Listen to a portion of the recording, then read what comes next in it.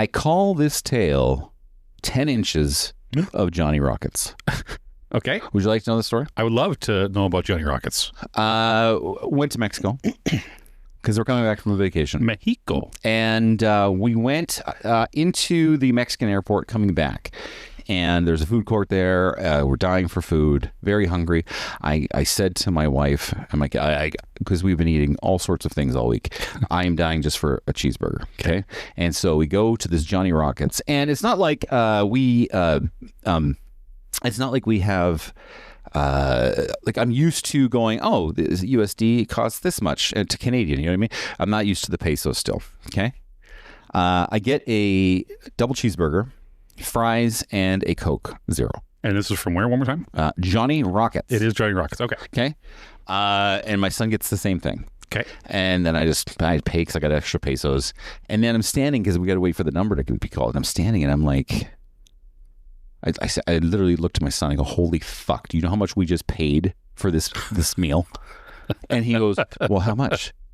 I go, each one of our meals was $40 Canadian. It wasn't. Each meal, 40 it Canadian. wasn't.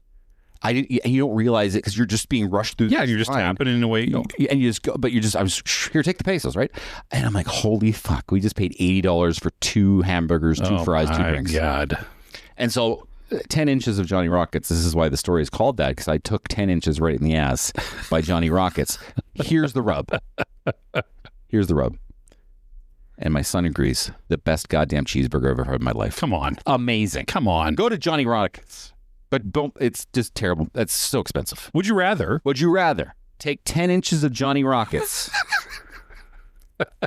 or watch one episode of The Big Bang Theory? I'll pull my pants down. Welcome to Season 3 of Radical Apathy, a comedy podcast where 2 guys dive into pop culture and gaming with the same enthusiasm of a Marvel post-credit scene that reveals absolutely nothing. Tons of games and lists ahead, all while asking the question, why does it matter?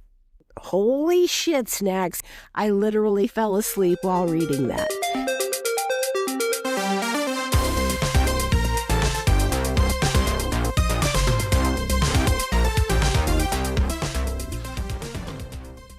Welcome, everybody, to the Radical Apathy Podcast, episode 432. Divisible by 9, which means it's episode 58. Is it 58? Yeah. You know, I have that written there. Look at that, 58. We've taken a break. We had holidays. But it's summertime. We had holidays. You know what? Everyone deserves a holiday, and so did we. But that made me so excited to come back to talk to you. I like the 2 weeks, but it's been almost 5 weeks now since we sat together. And I was been jonesing. I've been jonesing, too. I've been jonesing. Hey, I actually had a whole write-up, and I had to scrap all of it. I still haven't used the Mortal Kombat things I had. I've have you seen Mortal Kombat yet? No. Because I have the Mortal Kombat complaints list that from April I haven't used yet. Yeah, we got a lot of stuff in the queue. Yeah. Get to. Yeah. We're getting there, everybody. So, welcome to the show. We've missed you. I hope you're having a good summer. And Corbyn and I are having a great summer. He's looking good. He's looking tan. Oh, I look good. He's looking fit right now, everyone. He doesn't have the beard, which I don't like, but we'll get through it. I'm doing sideburns right now. I'm bringing back no beard sideburns for the rest of the summer. Follow up. Was that the first time you've had 10 inches of dick in my ass? Yeah. It is the very first time. Okay. I'm aware of it. I can see the logo, but I've never ate it. I have literally been ignoring Johnny Rockets for 25 years. Yeah. Because I would pass it every time in the Vegas airport. I've been to Vegas more times than I can imagine. I'm like, I just never get cheeseburgers or burgers. Yeah. Like if I have an option to not have a cheeseburger, I usually don't. But this is the first time I've gone to one. I'm like, oh my God. I don't know if it's just the Mexican Johnny Rockets. Smash burgers? No, they were regular thick boys. They were thick boys. It's double. I got the smokehouse burger. Oh my God, it was the best burger ever. $40. $40 for that combo. Yeah. Good Lordy. 80 Canadian dollars to feed me and my ungrateful 15-year-old son. And he probably eats. Oh, he eats. Yeah. Well, we're gonna get right back into everybody. We gotta watch and we gotta read and we gotta play it. We got a lot of gripes to catch up on. We got a top 5. I'm excited about this top 5. This top 5 is really good. I think. Did you like this top? I did, and I think people are going to get something out of it, and they're gonna enjoy this top 5. And also, but I also when I looked at my list, and I'm like, this says that I'm pretty old. This list, Like I feel old writing this. Yeah, list. minor of dates. But I'm going to counter that because I thought the same thing. I'm like, a lot of these are of dated remarks. However, I think it's because you can't make the type of movies where those things, people can take place anymore. And we'll get into it. Yeah, we'll get into it. And then we're going to talk a little bit about the Odyssey later on, not during our watching. Correct. And that's going to lead into our game today, which is called Resume Check. Ooh, I like that one. Resume check. Thing over the E. Resume check. Resume check is our game today. Italian.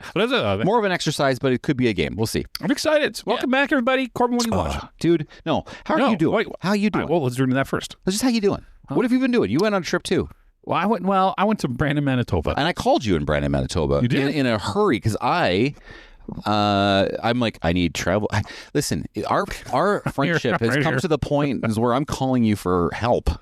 And I was actually, I hung up the phone and I'm like, are we there yet? Yeah. Are we there yet? I was sitting in my wife's aunt and uncle's place who are our age, and the phone rang. And I looked down, I was like, Corbyn's calling. And I looked down and I'm like, I'm going to take this because something's happening if he's calling me. And I went out to the deck and I opened it up and yeah, you're reaching out for assistance. Yeah. And I did my best. I don't know if it actually helped. You helped. But you know what? I felt seen when you asked for help. Really? Tell me more. Yeah. I felt, hey, you know what? I think finally, I like the same thing you said. I think it's extended our friendship to another level. I think the kids say, leveled up. Yeah, we leveled that up. I'm like, I literally thought, I'm like, I need to ask somebody. And I'm like, I'm gonna call Tanner.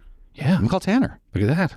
And I did, and yeah, and then the advice you gave me was good, and then I told you about my option, and then we both agreed that was the option we should take. Yes. And I got home 4 hours later, and that option was no longer financially financially viable. Yeah, it was a quick turnaround. Yeah. So and to be vice versa. Yeah. I also have so much trust and faith in Corbyn, everybody, that even just spending 8 minutes talking to you, I just spent $300. So there's a commitment there, right? Plus that over there is $400 total. Oh, they got this one too. Anyway, yeah, it's respectful and sharing. I like it. We're going, yeah. All right, I like that fist bump. Yeah, there we go. That's good. All right, we got all the things. Let's start. What are we gonna start with watching? Let's do watching first. Let's talk about watching. I have it top of my list for some reason. Yeah. Go ahead. Season 2 of X-Men 97. Okay, can you not spoil this? I've not watched anything yet. I'm waiting on it. Have you watched the first season? Yeah, okay, totally. Yeah, loved it. Well, do you want my? Without spoilers, do you want my opinion of how it is? Yeah.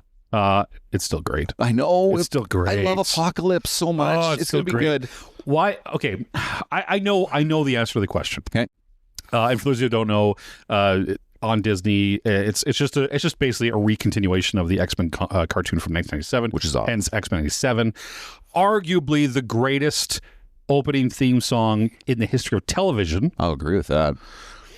And they just basically kept the story going from the old TV show, and it's the same graphics, a lot of the same voice actors, some difference. First season came out, it was awesome. You can go back into our back catalog. We raved about the first season. About it. And so second season, it's out, done now. Yeah, it's done now. I want to watch it. I'm binging now. It is. Here's what I'll say. It doesn't have the highest of highs that the first season did, but the first season was coming off a big spoiler cliffhanger of the old show. However, what was the cliffhanger in the old show? Now I forget what it was. With Xavier dying. Oh yeah. But in the second season, the consistency of the highs is way better. I think we'll all take consistency over a higher high. Because the first season was good, but the highest of highs, but there were filler episodes. This one has just a consistent, and I think because the director, I forget his name now, the show director was basically given almost carte blanche just to go. And I tell you, this guy's committed. If you ever watch him talk or watch YouTube videos of this guy talk, he is diehard. But I thought they did a change of guard between season 1 and 2. There was a prominent creative team member who left the project. Maybe from between 1 and 2. But the main show director's still there. I love it. Yeah. But no, it's really good. It's really strong. I mean, get over your cartoon phobia. It is just good, and it's the best version of these Marvel characters that exist today. Yeah. None of the movies, none of them do it right. And maybe this new movie that just got announced, whatever. But it's bangers. You know what? I've said in the past, I hate the X-Men. Yes, you have. I don't like mutants. I think they're boring. They're whiny teenagers. They're all of the stuff, right? Yeah. Because I guess, I don't know. But the X-Men cartoon is the exception to that. I really like, because I don't really like the characters, but these characters and the way they do them in the show is amazing. Yeah. It's so good, guys. What are you watching, Corbs? Watching two things, and I think we'll talk about one together. Okay. Because you watched it as well. Yeah. And then I got a surprise thing to talk about. Oh. And then the third thing is, what am I excited to watch? Oh, that's a good question. Okay. Because it's happening tonight. And I encourage you to watch tonight. Okay. Not now. Tonight. Oh, tonight. Okay. Okay. First thing is, let's talk about Spider-Man, Brand New Day. I sent you a text from Mexico, and I'm like, highest grossing except behind Endgame. And then they recalculated the weekend, and it turned out to be more for the highest opening weekend. Yeah. This movie was fantastic. It was really good. I really enjoyed it. And it was a little dicey. New director, right? The guy that did the first three left. And they brought in, what's his face from Shang-Chi director. Yeah, which a movie I couldn't stand for the last half right. of. So there was some hesitation right there. And there was some not so well-kept secrets. But I went in blind. Yeah, I you did a good job avoiding a lot of it. And so I was watching the show with my son, and I'm like, the villain was starting to do their thing at the beginning of the movie. Yeah. And I'm like, I turned to my son, and I'm like, I have no idea who this villain is. Like, I had no clue. Can we not agree way back when, I forget what movie you and I went to, but it showed a trailer for Spider-Man. And I looked at you and I said, all of this is bullshit. I said, everyone they're showing, the boomerang, tarantula, like all this, I said, all this there is just bullshit. Smoke and mirrors. And? It was fucking bullshit. Right? One thing we were wrong on, though, is Spider-Man was coming against the Hand, and we thought there'd be more people in there. There wasn't. But that scene also took place outside. Because that was him jumping off a roof outside with them coming at him. No. That was inside the jail at the end. Right, but the background of the trailer is outside. Oh, yeah. So everything was smoke and mirrors. But you're right, there was no other. So people were right. We're like, well, there's room for this, but it's because there was a fake background. Yes. Which I think that's just Marvel going forward from now on. Are we spoiling this movie for the listeners? I just said spoilers really quickly, and it's been out, and it's made $1 billion. So everyone's caught up. The bad person ish turned out to be Jean Grey. Jean Grey. That floored me. Yes, I did not see this coming. Did you know that actor was in the movie? I remember that there was rumors, but I had forgotten. Okay, because that's the beautiful thing about my forgetfulness is sometimes I just forget everything. And a great thing about apathy. Yeah. By the way, you just can forget all the bullshit. Yeah. Okay, so he it starts off, it's 5 years after the last one. All of his friends are gone. No one remembers who he is. He's an adult now, and he's just doing Spider-Man. Yeah. And at one point, I went with my wife, and she leaned over, and she's like, "God, this guy's life sucks." And I looked at her. I'm like, the Marvel universe only exists when Peter Parker's life is shit. Like, this is the only way life can carry on. It's in the comics. It's just the way it is. It's the only way it carries on. As soon as he's happy, the fucking universe explodes. So you can't do it. Love it. But yeah, he did it. I think this was the first movie of this series where I sat there and said, okay, Tom Holland's now my Spider-Man. Okay, let's go 1, 2, 3. Who was our Spider-Man before this? Ready? 1, 2, 3. Andrew Garfield. I didn't forget his name, but yes, that one. He was such a good Peter Parker. Tobey was a good. Sorry, I break that. Tobey Maguire was the better Peter Parker. I disagree. Andrew Garfield was the better Spider-Man. I thought Andrew Garfield was so good, and then I thought he did it even better than all the other two in the last movie. Oh, in the last movie he did. I mean, he was the unsung hero in that movie but he knew that was so personal. He came back. But no, this movie, it finally got me there for him. I said, okay, we're now getting some quippiness. We're now getting the adult, the back. Like, I don't know. It just started checking off the Spider-Man boxes for me. Where I was like, okay, Tom, I'm with you now. Carry on. I think the last movie was so good. Emotional weight was carried through that movie. Payoffs. All the people that appeared, like the weight just carried forward so much that everyone wanted to see this movie. Yeah. Because you wanted to see what is the next part of this chapter. Yeah. I will say Hulk and Punisher are both in this movie. I want to talk about that. Both are awesome in this movie. The one thing I don't like in this movie is Frank Castle's literally like the most wanted man in New York. There's no way he's getting away with this stuff. And he's driving just around, driving in a vehicle that like has his symbols on it. Yeah. Like it's a very obvious punish, and no one stops. Like, No one stops Like he's him. driving around in a billboard, and everyone's like, all right, there's End of the movie, he's just like hanging out in a hotel room. yeah, and no one's going to arrest him. No one's going to for go. all the other murders he's done. Right? Did they do Punisher well?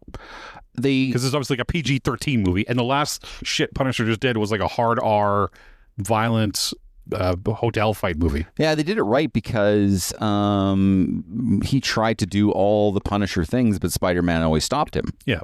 So he tried. And then if you think about it, at the end, he did do the Punisher thing. I really like that part. I did too, right? Yeah. He did do the Punisher thing. And I don't know about you. Because I'm spoiler free, I don't know I'm off social media. I don't watch any of this stuff. So I don't know what Tom Holland's contract status is, or I've never seen a Doomsday trailer. I don't know anything. Yeah. So I'm like, oh shit, he might die here. I literally thought that. And there has been zero acknowledgement in any form that Spider-Man is a part of Doomsday. Yeah. For anything. Yeah. So I was he shocked. will be, but there's been zero approved for it. Really? And, yeah, it went in. Yeah, because you don't know, because there was no other contracts on the back end for him doing more movies. This is the last of his 9 or 7 that he did, and he could have died, and they could have went to the Miles Morales route.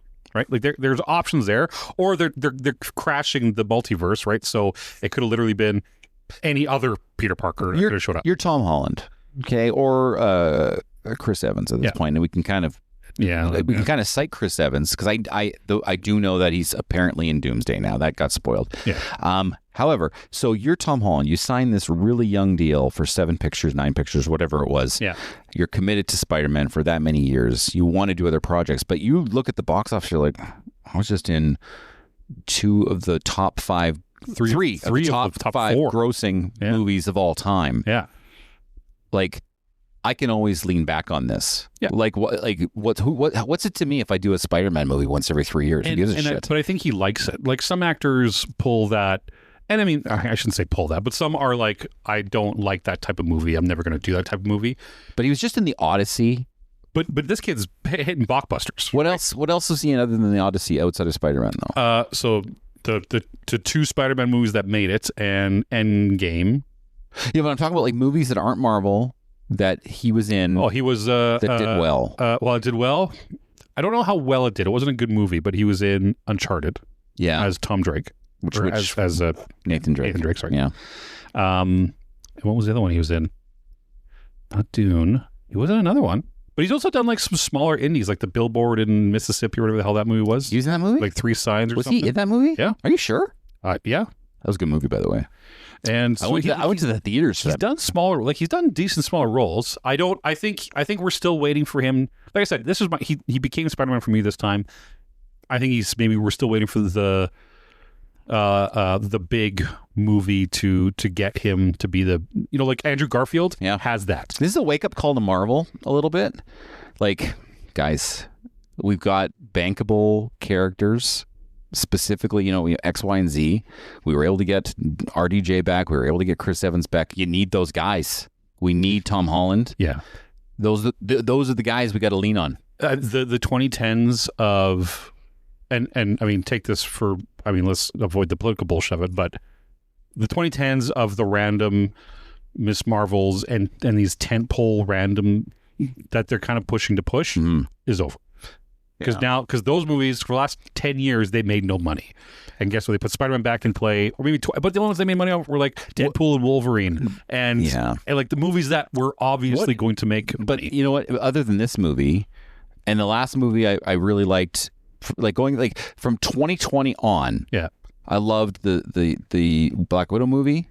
I loved the second Doctor Strange movie. I loved the third Spider-Man movie, but none of them made. I love this one. None of them made money from Marvel. Spider-Man did, but I'm saying sometimes you gotta have like something that just goes to set up and build a fall. I think the Fantastic Four is something that will build with Doomsday, because the first Fantastic Four, I rewatched it again a couple months ago. Yeah, it was really, really good. And you need it for Doom. Like you do need to present the Fantastic Four for Doom to happen, because they're going to have this relationship, but. I think those days are done. Like having the 9 individual movies and then an Avengers. All we're going to have now is crossovers. Is Spider-Man and Avengers movies. Crossovers, yeah. That's it. They need some in-betweens, but we'll see. I think we're going to get a lot of it. Second. Sorry, I want to go back to one more thing. Please brought up. The Hulk. What do you think of the Hulk movie? Listen, Hulk was done great. The problem is, what do you think of the Hulk in the movie? Yeah, I think I was great. But the problem is they keep fucking zigzagging on Hulk. Right? Like, first movie, and I'm going back to the Edward Norton, he couldn't control, it was him calming himself down. He had a heartbeat watch, calming himself. Second movie, all of a sudden, he's angry all the time. Yeah. Okay. Yeah. Then he's like, hey, I'm Hulk all the time now. Yeah. And I'm smart. Yeah, I'm a smart Hulk. And then all of a sudden, he's not. And now, this one, now I have not. a giant space watch. And he's back to his for watch. doing it. Yeah. So, but I like the ramifications of that. I think that watch thing that it is the Spider-Man came MacGuffin of the next 4 movies. It's the MacGuffin of the next X-Men movies. Yes, because that's what the baddies are going to be like. Let's get the mutants at these things. Exactly what's good. Like Trask is going to use that. Which I guarantee it. Let's be honest with you. This is where again the X-Men don't make sense to me because nobody cares that Steve got injected with something and now he's a superhero. Nobody cares that Spider-Man got bitten and now he's a superhero. Nobody, you know what I mean? Nobody cares about that stuff. They only care about the mutant. Like that's what always I didn't like about the X-Men, but because it doesn't make sense when you look at the whole picture. The whole point of Stanley and Kirby making the X-Men was just for the civil rights movement. They're saying, look, they're still human beings, but we're going to treat them like absolute pieces of shit. And I completely, in a vacuum, that works. That's the whole point. But when you look at the whole picture, the original, it's like, that doesn't fit. Fantastic Four, like they all this anyway. But I liked Hulk. I like to see. We haven't had the full Hulk in like 10 years, by the way. Well, you can't because again, Sony I think owns the rights. So unless Sony, it has to be like the same thing as the Spider-Man movie. You're not allowed to do a solo Hulk movie, but they can use him in movies. Let me talk about this really quickly. I don't remember what I was going to say. Oh, 2026 has been a really, really good year for movies. Strong year so far. Like, I'm going to struggle with my top 10. And when we do our bottom 10, there's going to be a good movie in it.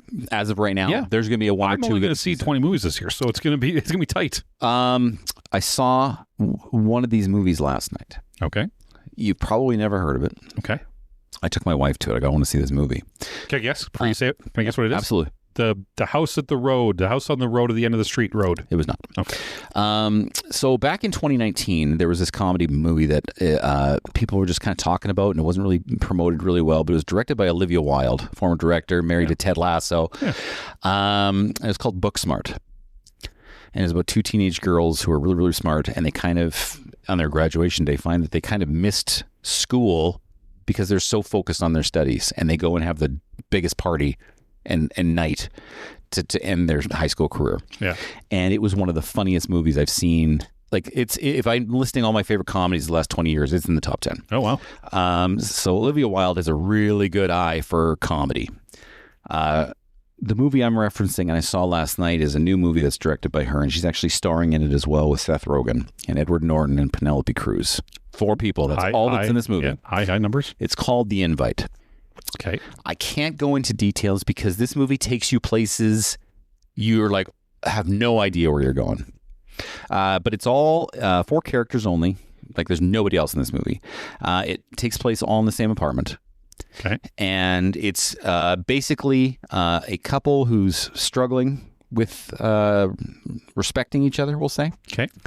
And the wife invites the upstairs neighbors to come down for a dinner that they don't really know. Okay. And it's like Aaron Sorkin language. Okay. It's Seth Rogen's best movie I've ever seen him in. Really? And you're not annoyed with Seth Rogen in this movie. I was going to say, because you were just bitching about him like the last episode we had. Yeah. This is a movie where you're like, I can take him and harness him into this, and it is very good. Olivia Wilde is, put it this way, this movie, in my opinion, if all 4 of these actors are not nominated for an acting award this year, wow, I would be shocked. If Olivia Wilde is not nominated for a directing credit this year, I would be shocked. And if this movie's not nominated for Best Picture, and at least for an Oscar for Best Picture, or at least a Best Comedy Film at the Golden Globes, I would be shocked. Really? This movie is sneakily. I was driving home with my wife. I'm like, is this my number one this year? Is this number one? It might be number one. Wow. I'm because there's so many good movies. What did she think? She really loved it. Okay. And can I tell you, this movie, we watched it together. And again, it takes you places you are not expecting. And at the end of the movie, me and my wife had a real heart-to-heart just about us, about this, because this movie just instigated it. Okay. Funny, but also it gets you in the feels. Okay. Amazing movie, The Invite. Wow. See, Invite. Yeah. In theaters now. A24 picture. Wow, look at that. Yeah. And then the last thing I'm going to say for what I'm watching tonight, no spoilers if you know. The new Lanterns show's on tonight. Do you know I'm a Green Lantern whore? Okay, but hold on. Stop your mouth holes. Don't say any. Okay, first off, stop. Kyle, listen, stop. No Stop. Spoilers. If you say a spoiler, I'm walking out. I'm walking out. Okay, so in episode 1. Oh, I'm with you. Yeah. But I got 3 episodes ago, you wrote this off. This off? Yes. I said, Corbyn, there's a new Lantern TV show coming out. No. And you were like, no. Don't like this guy. I never said that at all. We can go back. No. What I said is I don't like the actor, the secondary actor playing Jon Stewart. I didn't say the show wasn't going to be good. I said I didn't like that I didn't get a lot guy of kick out of you. because I watched a movie with him last year where it was his debut and everyone was gushing over this guy. I'm like, I don't like this guy at all. So he's got something to prove. But what's the Hal Stewart's name? Oh, Kyle Chandler. It's Kyle Chandler. I like Kyle Chandler. I'm all in. Yeah, I like Kyle Chandler. Clear eyes. Have you seen the trailer for it? So hear me out. I've seen the original trailer. There's multiple trailers. I've watched the first one. I'm telling you, because Kyle P texted me and said, "Don't watch the trailer because it spoils everything. Don't watch it." I said, you get a lot of spoilers. So I watched the first one where they had no special effects. Yes, and I'm like, okay, but it looks like a buddy cop drama. I was confident, so I'm super excited. I don't know what story this is based on. If it's listen. I'm not going to say anything. I'm not going to say anything. I will text you tonight, though. What's it on? Crave, HBO. Okay, well, I will also watch it tonight. When does it come out? When is it released? Probably 7 o'clock. Okay, so I'll also watch it tonight because I should watch the show. Yeah. And then we can. Yes. As You're going to hear from me. Yeah, that's fine. I'm so excited for this. I'm down. Okay, so that's it. What are you playing, sir? Oh, hey, I'm going to just talk about, because I just went back to play Final Fantasy 14. So I'm going to talk about what I'm about to play. Talk to me. Which comes out on the 18th. The Sinking City 2. I've never heard of Sinking City 1. Perfect. So it is a Cthulhu mythos Lovecraftian horror game. Everything's Lovecraftian. Your butt's Lovecraftian. But it is, so it's 10 inches of Lovecraftian. It is Resident Evil, but Lovecraftian horror. Okay. So you go to a town called Arkham, because of course you do, the main flooded alleys, decrepit mansions, eldritch horrors are lurking just out of sight, and you play, and it's like the 1920s. Yep. So you play the detective with the cool hat going in. The insanity takes place and everyone's freaking out and you're fighting. Look at my new box. Deep ones. Right there, the black one right there. Right there. Black one. Yeah, that. That's right. It's that video game as a Resident Evil game. Okay. So they Sinking City 1 was a little bit more, I wouldn't say survival horror. It was a little bit more detective-y walkabout. Is this a AAA game? It'd be a AA game. Okay. Is this coming to the Switch too? Yes. Okay, because I'm not playing anything that's not on the Switch 2 anymore. Totally. But it has Unreal 5. It looks gorgeous. Yeah. But I think, I'm going to go on a limb here. Okay. I think you're going to like this one. Because everything they changed in the second one now. Sinking City 2? The Sinking City 2 comes out on the 18th. It's the survival horror, but we're talking inventory management, puzzles, backtracking, unlocked areas, hidden treasures, all that stuff you like. They really upped into this one because I think they saw the success of the Resident Evil series, what they're doing, and they had that a little bit in Sinking City 1, and they said, okay, let's ramp it up, and we're gonna work on Unreal 5. It's called the Sinking City Whispers of Darkness. No, that was the expansion for the Sinking City. It's Sinking City Deluxe. Oh, it's Sinking City 2 is not on the Switch store. Oh, it's not out yet. So I don't know if that's. But I should be able to pre-order it. You would think so. I'll double check, but it's Frogware. So it's supposed to be better than the Sinking City. Yes, correct. Okay. I don't want to put you on the Sinking City original because I think it's a little slower than what you've come to expect out of Resident Evil. Where this sounds like they're fixing it. So it comes out on the 18th. I'll double check the releases, but it looks good. Looks sharp. Love it. If you like any of the Arkham Lovecraftian stuff, this is probably the game of the year to play on it. Okay, I'm in. What are you playing? Strap in. For once, I'm playing a bunch of stuff. Wow. Yeah. So Multiple games. I told you about that golf game. Yes. I put in 100 hours into this golf game, trying to unlock everything. I'm still working on it. I bought on a whim. I told you the Mario Galaxy games. So I'm still chipping away at those. Are you on the second one yet? No, I'm on the first one It's still. so big. I'm on the first They're one. huge games. Yeah. Because I was going on a trip and I took the Switch 2 and I got the new dock thing. Yeah, thank Do you. you want to tell people about the dock thing real quick so they know what I'm talking about? I would love to. So this is a from your pocket to your big screen in seconds. It is universal Type-C HDMI outputs, USB ports that you plug into the wall. So basically it replaces the dock. It's a portable Switch dock in the size of a charger, basically. Little tiny wall mount, like the same thing you plug your phone into. And it works like a charm. Outlet. And so because we were taking it with us to Mexico, we could plug it in and just play our games at like after 9 p.m. when we come back to the room. Yeah. And so I decided to pick up the new Mario Party for Switch 2, which was getting crazy good reviews, and it's a very good game. The wife and I played it several times. Mario Party Jamboree. Yeah. Very fun. It's fun. Yeah. And then I went to a retro gaming store in Calgary before I departed for Mexico. And it was like the biggest retro game store in Calgary. And it's very big. Yeah. They got all the things. Yeah. I want to go revisit that place because I had gone to a couple places in Calgary and Lethbridge because they didn't have a physical copy of this one game that I wanted. And that's The Adventures of Elliot, The Millennium Tales. And so I picked up a Switch 2 copy of that, and I've started playing the demo of that, and now that just gets to fold into my save data. So it's by Square Enix, and it's like that HD 2D style, but they changed it to be more like Zelda-like. So it's more like action RPG, but in HD 2D. So that's what it is, and I'm excited to play it. So it's real-time action? Like you're swinging? Yeah, you're swinging swords and stuff.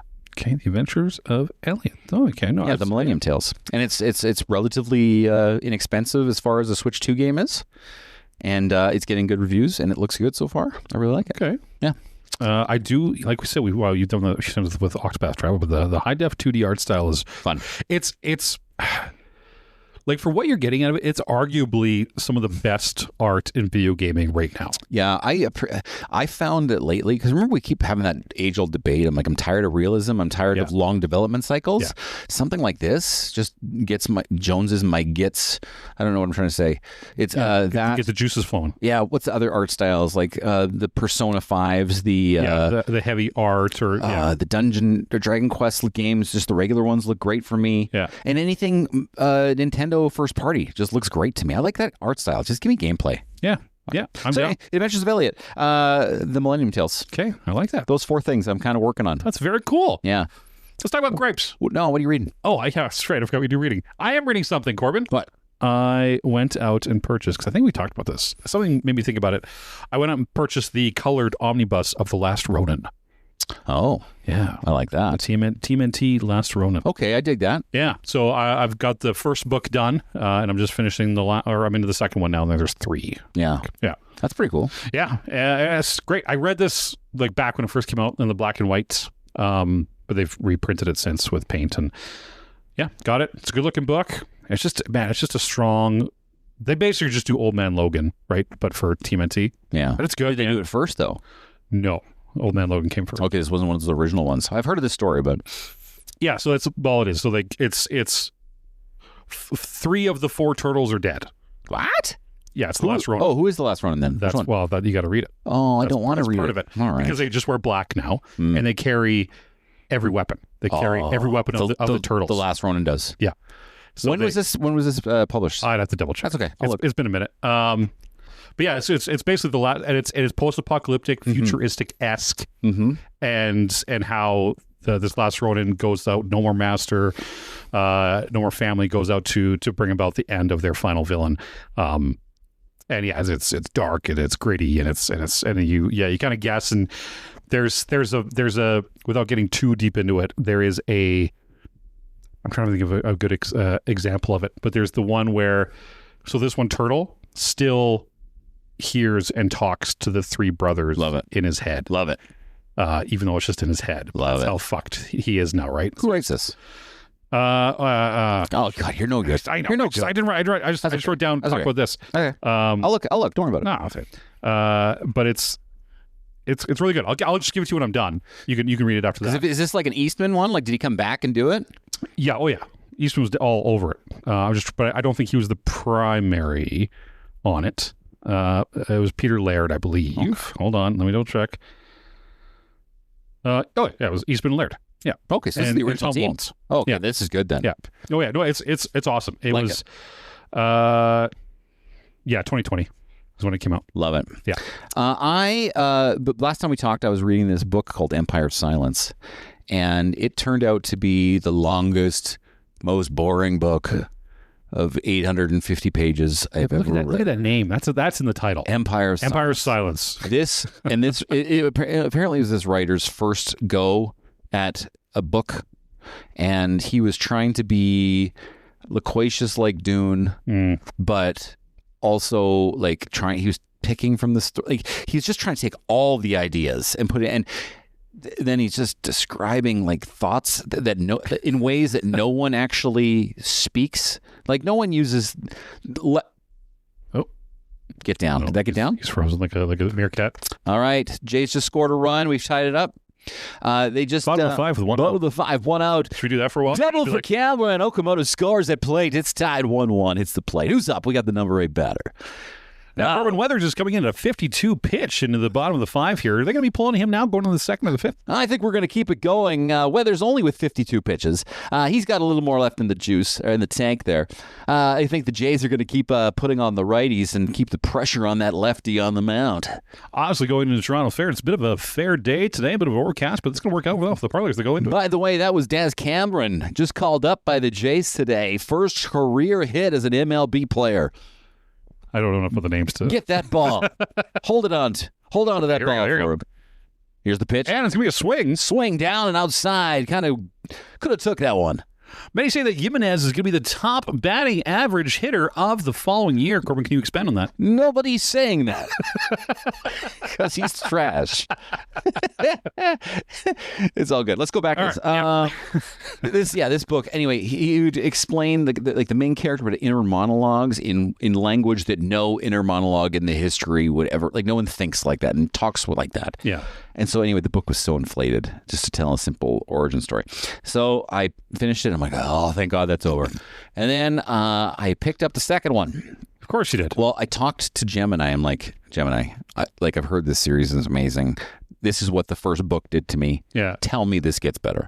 And Gemini's like, yeah, the editors stepped in book 2. Yeah, they came in, they've cleaned it up. It's like there was like literally no dialogue in the first book. Imagine reading that with no dialogue. It's like 150 pages. Oh, exposition bullshit. Yes. Yeah, it's too much. And so, already in the second book, I'm only like 15% through. There's 10 times more dialogue than the first book. Okay. Yeah, so he's already cleaned it up. And the story's moving because I'm interested in the idea behind the story. And so now I'm pacing it. Howling Dark is the book. Howling Dark. Book 2 of the Sun Eater series. Yeah. And I'm going to keep chucking on it. Okay. Sun Eaters. We need some gripes. Grab me, baby, tonight. Who wants to go first? I've got, so for my gripes, I'm just going to say I got one gripe, and then I've just got like a bunch of thoughts on my Mexico recap. Okay. Because I don't want to say, hey, here's my trip step by step. I just want to go, these are the things that nobody stood wants out. to listen to that. No, nobody does. I have 4-ish gripes. Okay, go. But this might actually lead into your Mexico one because I have this conversation in Mexico. But somebody asked me the other day, why does food suck now? All food? Yeah. All food sucks now. If I had a couple reasons for me, nobody uses salt and pepper anymore. Okay. Get on the plate. Nice play. Nice salty play. Nobody uses salt and pepper anymore. And then I just don't think there's too many. Like, let's say we're talking about where we're from. Sure. There's too many options, and that thins out the workforce that would work in those places that could make it better. Okay, those are my ideas. Okay. I put some thought into this because they asked me, and right away I was like, yeah, food does suck. Yeah, blah, blah, blah. And I thought about it. You know what? And I don't think it does. Suck? Yeah. Okay. I think when we're younger, we have lower standards of what food is. Okay. The older we get. And when the older we get a little more refined. I think that's food, you already touched on it, has expanded to the point, like when especially you were children, you had McDonald's, Wendy's, and Dairy Queen. And only once in a while. And those were your only options even. Yeah. But now you have 30 options of places. Yeah. And I think McDonald's has always been shit, but now when you have places like Five Guys, He says and the always been shit, yet it was number one on your list for sir. chicken nuggies, All right. that alone gets All number right. one. But we're talking burgers. Okay. Yeah, yeah, all burgers suck. But places Except like Rockets. Five Guys and the Rockets, Johnny Rockets is so good. and you know, places like that where the burgers are quite good. Now you just have this comparison episode. What may have been a good burger to McDonald's 25 years ago is now just shown to be as shit as it probably always was. Yeah. Or like cookies. Like when I was a kid, you can get Chips Ahoy or Oreos. Mm. That was it. Yeah. Now you can get 12,000 Or different Dad's cookies and never or one of those. Dad's. You go to a friend's house and they had Dad's cookies. Yeah, Like, and you're like, oh, we're not friends anymore. get out of here. So I don't think it is worth. I think there's just so much more options that the bad ones are more obviously bad, and we just have the memory of the childhood because what was amazing to you as a kid. I think you just didn't know any better, and now that you don't better, you're like, no, this is actually shit. You know, side note, going back to those Dad's cookies real quick. Yeah, how many friends of yours or relatives of yours or anybody you know ever talked about Grandpa's baking back in the day? Yeah. Did anyone? No. Or Dad's baking or Grandpa's baking? Yeah, no. Dad's cookies taste like a dad made them. Like, you know what I mean? I just poured oats onto this bowl and squished it on my hand. There you go. I tried, son. It's an oat tusk of a cup. Yeah. Dad's cookies. Yeah. I tried. What do you call this, Dad? Dad, what do you call this cookie? Dad's suck. Dad's cook. Don't look at me. My first gripe. I sat down with my son, who's 10 years old, and he's like, Dad, I want to watch a movie with you. I'm like, and I like showing my kids stuff that I used to watch when I was a kid. Sure. And so I chose Hook, the movie Hook Oh, great by movie. Steven Spielberg. Yeah. And I want to talk about Hook's ending for a second. I'm going to explain this to you. So if you don't remember, in Peter Pan, the crocodile ate Hook's hand. Yep. There's a clock in his stomach. So in Hook the movie, they killed the crocodile. In the movie, they say, "Hey, we killed this crocodile," and then they stuffed a clock in his mouth. Yeah. Okay. And so he hangs up now, right? He's got a big hangs. yeah, right? he stood and he's got a brace around. He's got a big clock in his mouth. And so then at the end of the movie, Peter and Hook are fighting with their swords, and then Hook swings with his hook, and it goes into the belly of the crocodile. Let me cook. But it goes through as if it was like dry, like it was like a taxidermy, but not well. Like papier-mâché. Yeah, it's like, and then dust starts shooting out of it. Okay. Okay, that's what happens. And then with this giant force of the hook hitting it, the brackets holding the crocodile start to fall away, and then the crocodile looks down because the dead crocodile looks down at Hook. Okay, the clock drops out of his mouth. It looks down at Hook, and then Hook backs up and starts. He's scared of the crocodile who's dead, and then the crocodile, if you recall, he's got his mouth open from the clock, falls and kind of Gene Kelly's into Captain Hook goes into his, and so then what happens is it's like a cut. Okay, so the mouth, it kind of goes over top of Hook, and then it cuts, and then there's dust, and then Hook's no longer there. He just disappears, and the crocodile, who's now apparently dead still, is laid down by the two beaks of his mouth. Yeah, no Hook, and then there makes some sort of grumbling noise. Like it burps. Okay, and I remember, and I said to myself, what the fuck? I'm like, this thing's dead, but that's not even the point, that it comes back to life and eats Hook. But the physics of him just falling on somebody, he wouldn't be eaten. Yeah. And it wouldn't be dust. Yeah. It'd be, maybe you'd salivate if you were alive first. It doesn't make any sense. No, it doesn't. Okay, the Hook ending doesn't make sense. None whatsoever. And this is going to come back later in our exercise today, because this pissed me off, because I was like, this is stupid. Why did I accept this in 1993? I should not have accepted this then. That was my first one. Go ahead. I mean, if they set it up that when someone dies, they turn to dust because it's a fantasy land, that would make sense. But they don't. And because even the belly's ripped open, because he ripped the belly open first. So he would just a little tiny hole. Yeah. Still come out of it. Anyway. So bad. You brought this up earlier already when you talked about Gemini. Yeah. 'Cause you use Gemini a bit. I use Gemini a lot. We use ChatGPT for better or worse. Has AI pushed back on you yet? Yeah, how so? Just give me a framework. So I was asking it, to do something. And it wasn't like outrageous, it wasn't a copyright thing or anything like that, but I was just like, hey, can you do this? Can you make this do this? So that, like, I was printing up printable photo or something. Okay. I was like, can you make it do this? Can you make it do this? And it tried twice.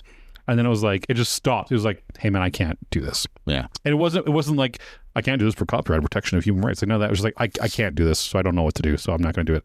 I was like, oh, okay. Yeah. It was just saying, I know I can't, so I'm not even going to try anymore, so stop asking. I don't generally do anything like image generation. Or the only time I've used to ask it to create something is that our movie checklist for when we go to movies together. Yep. That's the only thing I've actually to really create. Yeah. Usually I'm asking it, hey, listen, remind me. It's usually I'm using it for media purposes. Tell me about this story, or what do I do in this game? Yeah. Like, that's what I use it for, like that kind of stuff. Yeah. I just don't know. I never had it kind of push back. Yeah, it's only pushed. Is it getting too smart? Yeah, it's only pushed back on me when I think I asked it to. I forget it to write me something that I wanted to eloquently tell my buddy to go pound sand, and it didn't do it for me. He's like, I can't do it, it's too rude or something. And I'm like, oh, okay, all right, Gemini. I know it hasn't pushed back on me, but interesting. But it's starting to. I like the tool, but I'm not going to be using Gemini come September. I'm going to use the new revamped Apple one. So we'll see how that works. Because it's the iOS 27, and it's supposed to be good with the framework of Google. So we'll see what happens. I love how all the best outputs for Apple's software is just what Google has done for the last 5 years. Yeah, they're using the well, actually, think about it. Like, this is how I think about it. Apple clearly, quote unquote, losing the AI race. Yeah. Okay, right? ChatGPT, Claude, Gemini. But then you look at it now and you're like, okay, they saved trillions of dollars and now they can just pay $1 billion per year to use whoever won. Which is totally what happened. They were sitting there, we're not fucking putting our hat in this and we're just going to buy who wins. It was the smartest thing. Yeah. I completely agree. But Apple's done that for years, right? They just say, I'm not paying to be the upfronter. I'll just buy who fucking wins it. Yeah. That's a good idea. Yeah. That's good business. Okay, let's talk about, so I've got a list of things from my Mexico trip. Let's go through a couple. With my children and my wife that just kind of, I'll tell you the first thing out of things. First off, everyone may have heard of the WestJet crisis that was going on last week. And this is actually the call I made to you to ask for you some advice. All the flights from WestJet were canceled up until the day before I left. Yes. My flight the following day was not canceled, and I got to fly. You did take it on it. I got to fly. It worked out. But yes, every flight up until that night was canceled. It was crazy. Yeah. So we were very nervous. So the flight goes there, the airline stewardesses, no wait, how do I say it? Not stewardesses, airline attendants. Flight attendants. Yeah. You know, they really got that neckerchief game down, those guys. They were very happy to be back to work. Yeah. Because that first year, what I read, was like a 30% increase. It was a 3-year contract. It was like 30% in the first year. Oh, God. 2.5. Look it up. It's insane. Yeah, that's not bad. Yeah. So that's not a bad win. So anyway, flights, prices of flights are going up. Anyway, so I get there. WestJet's happy. We get there. Perfect. I'm very nervous about traveling to Mexico because I haven't been there, right? And so I got a private transfer through our hotel. That worked perfectly. They picked us up right at the airport. Oh, that's nice. Private transfer, air conditioning in our own vehicle. We're not stopping a bunch of places. Takes us right to the door. They already know we're coming. They get us. So I get to the front desk to get to the actual check-in. Okay. I put a 50% deposit, non-refundable, by the way, which was part of the problem. Sure. Non-refundable deposit down on the room to get there, and I have to pay the rest. And I hand over my credit card, and it gets declined. And I'm just like, and after everything that went right for me to even get to that desk, I just went, oh, for fuck's sakes. And then I swear to God, not even 10 seconds later. Yeah. Okay. The loudest thunderclap I've ever heard in my life. Oh. Shakes the whole building. Oh. And then the biggest torrential downpour I've ever witnessed in my life started. You took the name in vain. And I looked at my wife. I'm like, we're not getting in. Like, we're fucked. This whole thing is screwed. Turns out they were trying to charge my card in U.S. dollars. Oh, and my credit card didn't like that because I told them I was going to Mexico. They switched to pesos. It worked. That was the first thing that happened. Go with another gripe. I'll tell you more after. Oh my God. Talking about bad things. I started looking. Remember, So the capital of our province is Edmonton, Yes, it is. where the West End Mall is. Yeah. I'm sure a lot of people have heard of that. Great mall. Back in the early 90s, there was a roller coaster crash in the West End Mall. Scares the shit out of me. And by the way, that roller coaster Yeah. is my most hated roller coaster I've ever been on. Yeah. It made me sick every time. It was the largest indoor roller coaster on Earth for years and years and years. Yes, it was. But I remember the story growing up as a kid because you'd always, kids would talk about it. But of course, growing up, there was no internet and the story grew its own legs. So I remember growing up, we always told the story that they're the three big cars that hold 4 chairs each because there's a big bay window Yes. to the helicopter, to the roller coaster would go by. So as kids, we always said the roller coaster broke off the tracks, went out the window into the parking lot, and everyone died. And there's massive carnage because it broke through the window. My story was that it just fell off the tracks and it just dropped and people died. Yeah. What happened? So Do you know the actual story? Yeah, so that's what I was like. I was thinking about the other day. I was like, you know what? We have the internet now, so I started looking at it, and there's not a whole lot, but I did find someone somewhere. I might have to look it up. Did like a 6-minute YouTube on it, and even they said like the records don't exist. They're like it really piece together what they did, blah blah blah, and find out what happened. So there's like I said, there's 3 carts connected, 4 chairs per cart. Yes. Okay, and there's 2 primary just cart all together that go at the same time, so you get two groups of people going. Yeah. So they run it around, and as the cart comes through, the staff just running the roller coaster say, I can hear something clicking in this cart. Okay. So they call the roller coaster repair people in the hotel or in the mall. They say, hey, someone's clicking. So they run it through by itself just once. They don't hear anything. They say, no, there's nothing. Fine. It's fine. Throw it again. So 2 more people go through it. And as it comes back around, the operators go, I hear the clicking again. Call it to staff. Staff comes back out. They just run the carts empty one more time. They listen, nothing. There's nothing going on. So instead of following the proper procedure of pulling the cart off of the tracks into like their little maintenance bay and doing a proper check, they just said there's nothing. They don't hear anything. Go ahead, do it again. So they do it again. So what they weren't accounting for Was the weight of the people. was the weight of the people. Right. And so the people get in and they start it up again. And the entire wheel assembly on the back cart that holds 4 people, all the screws on the left wheel were basically fucked. And so as it goes up and goes through the loop-de-loops, the whole wheel assembly falls off and just comes straight off the cart. So now the cart on the third cart is like just snake shaking and following, getting pulled along, but is no longer attached to the rail. Oh my God. Of where you're going. And so that made it for maybe like those people rode on this cart knowing they're no longer connected, and you only had a lap bar. There's no shoulder bar back then, right? Because there's only a lap bar because it came out of the special company out of Germany that only makes lap bars. So they're stuck in a lap bar, but because the wheel housing assembly fell off, it took the lock on the lap bar with it. So the lap bars are no longer locked in place. Oh my God. So they had probably about 12 to 13 seconds on the roller coaster while it was still upright near the top before it went into its first dive spin. And so they knew, they're no longer strapped in. They're shaking. They stay in place. And as soon as it goes down into the dive spin, the back cart then just shears off. And 4 people just get thrown fucking everywhere. And they're dead now. Everywhere. Right? So 3 of the 4 died. One guy survived. And sued the fuck out of him. So, yeah, so he survived, 3 died. And one of the things in this documentary was, I guess, 20 years after the accident, so this would have been like the late 2000s, early 2010s, a local news company did a follow-up story. And they went and found a guy. He lives out in BC now, or then. And they had him talking about it.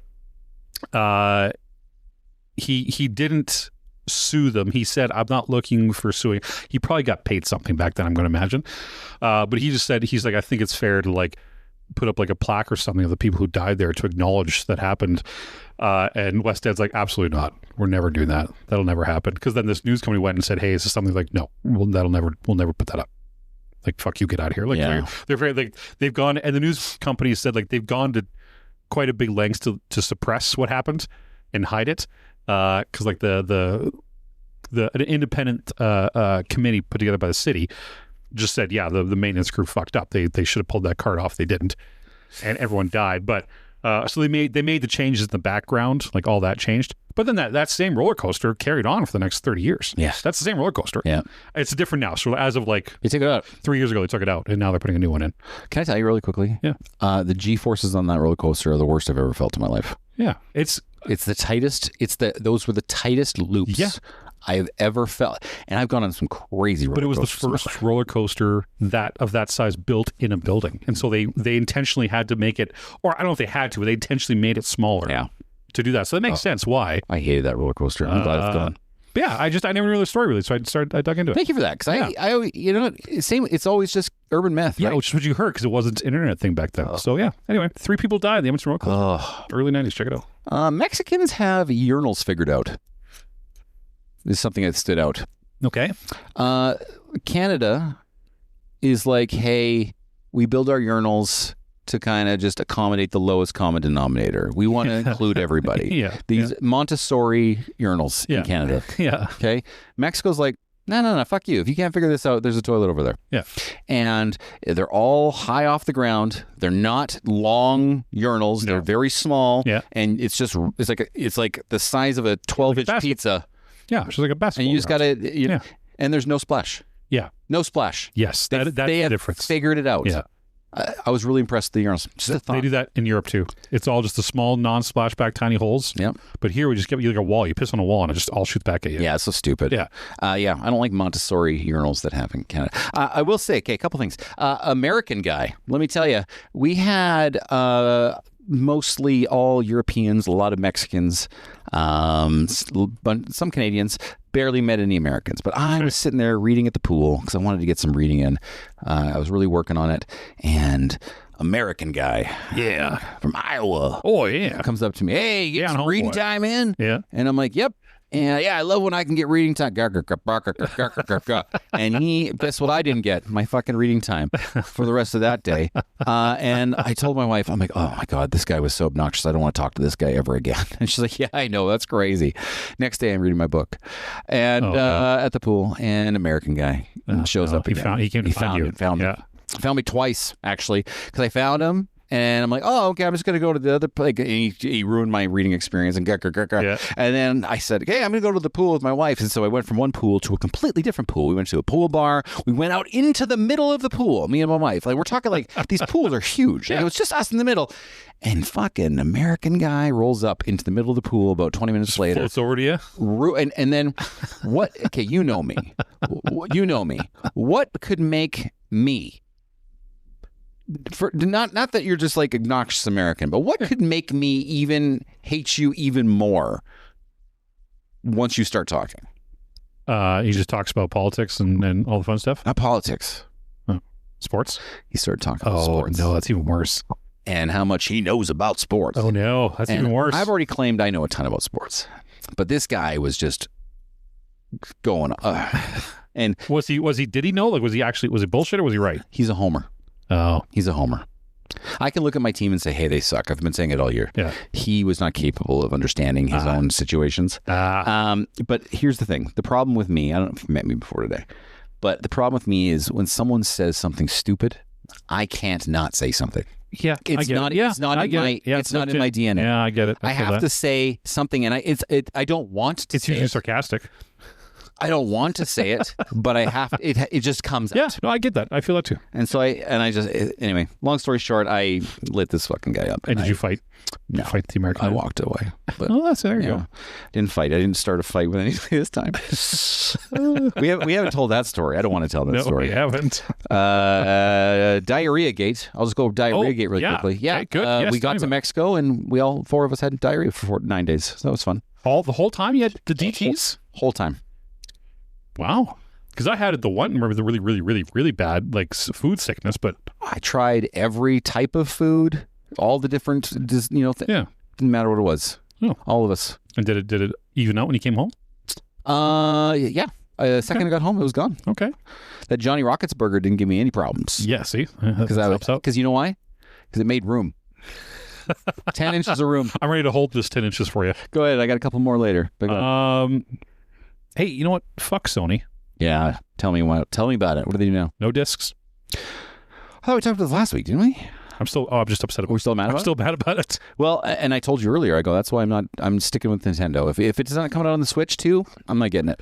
About 4 or 5 days after Sony did this no disc for the next PlayStation, Take-Two Interactive, who is the main publishing company of Grand Theft Auto 6, which is arguably going to be the biggest video game release of all time, said it was going to be all digital. All digital. And everybody bought it, and it proved them right. Yeah. And it created a lot of backlash, but let's not pretend fucking that's going to change its cost or anything. Yeah. But yeah. But if you're the highest selling game, and you know you're going to be the highest selling game, well, it makes sense for them not to. They're doing it to maximize their profits because they can get away with it, but the smaller studios can't get away with it. No, they still then control what goes out and when for their thing, right? If you want to play it with your friend, you don't get to borrow their game; you have to go buy it, right? They're just they're making sure it happens. I really fucking hate it. It's bad business, and I hate them, and they suck. I just wanted to say that again, and that's why I'm like, listen. I know I keep preaching Switch 2, but I am sticking to physical releases on Switch 2. I got my little Pokedex case that I put all my games in. I love it. Yeah. I love it. I'm doing it. Yeah. A couple more things. Yeah, I'm caught up. You go. We had an adult pool, but we had kids, so we couldn't go to the adult pool. And the adult pool was quiet. It had its own bar. It's so nice. But I always went to the adult pool to get drinks because there's never a lineup because no one was at the adult pool. And it was a circular pool, and there was 10 spots. There was a day bed that was covered with a giant day bed, pillows, all the stuff. Yeah. You had to rent those. But in front of that, there was 2 chairs, and in front of that was like the submerged loungers in the water, and then you had your own area in front of the pool. Yeah. And so the last day, my kids are like, okay, we're down in the sun. We're hidden in the room. And me and my wife went to the adult pool. And I'm like, this is amazing here. Yeah. Like, I love it here. There's no noise. There's no American guy. Yeah. And I loved it. And he just comes out of the bushes. And so hey, how you doing there? Yeah, I know, exactly, right? And then I go to the one lady that is, I'm like, hey, I'm like, how much does it cost to rent the day bed? And she didn't speak French. She's like, I don't, and she's like, at the end, I figured it was 35,000 pesos. Okay. So $350 US a day. Yeah. And I'm like, well, that's a shame. Yeah. Right. Because it would have been cool just to, whatever, right? Because you're fighting for spots at the pool. Yeah. And the kids historically had went to the room at about 2 o'clock every day anyway to cool down, right? So then I go up to get a drink and I talk to the bartender. I'm like, listen, she didn't really speak well. Like, how much are those day beds for the day? Yeah. He's like, 300 pesos. And I said, sorry? He goes, yeah. You go, yeah, $15. I go, and you get that for the day? He's like, yeah. And it was 2 o'clock at this point. I go, yeah, sign us up. We want that one. And so we had the day bed and all the things. Like, it was just, and they brought us drinks and it was great there. Yeah. It was great. Yeah. I would have done that every day. Yeah. If you can find it. I mean, your kids can go out and be a pool. They're fine. They don't need the constant supervision. What are you going to do anyway? You're not going to save them. Yeah. I love hammocks. I bought a hammock. You bought a hammock? I bought a hammock. I'm going to hook it up. Do you have, what do you, hold on. I'm going to put it, I think I could do it on my fence in the back. I'm going to try. You're going to put it's a lot of weight on the fence. I don't know. It's going to be good. I want to see. I got a really funny monkey video. So my kids, we were at the adult pool, and my kids wanted to go get some food. So they left, and they went out the room door, and there was 2 monkeys. I didn't know monkeys were in Mexico. And these 2 monkeys are fighting. Oh, nice. They're just fighting each other. I got a video I'll show you after. Yeah. They're just fighting each other. And they're beating the shit out of each other. And my kids are like, oh, you know how kids are? They're like, oh. And then it's the best part of maybe the best part of the trip is the monkeys kind of see them and they start coming towards them and you see the video go whoa and they run away. Funny. Yeah, they team up like, oh, fuck these humans. I got 5 more, but you go and give me your that's story. all of mine. That's all 4 of mine. Let's talk about tipping in Mexico. Sure. What was your tipping process in Mexico? The last time we went in February was the first time that I remember going to Mexico where they were actively asking for tips. Never did that to us. Yeah. But I can tell you, I was there for 9 days. Yeah. I brought 11,000 pesos, mostly for tips. I did not see a single solitary other person other than my wife tip. Really? The entire trip. Well, not the Europeans. That's why. Yeah, not a single bartender, not a single.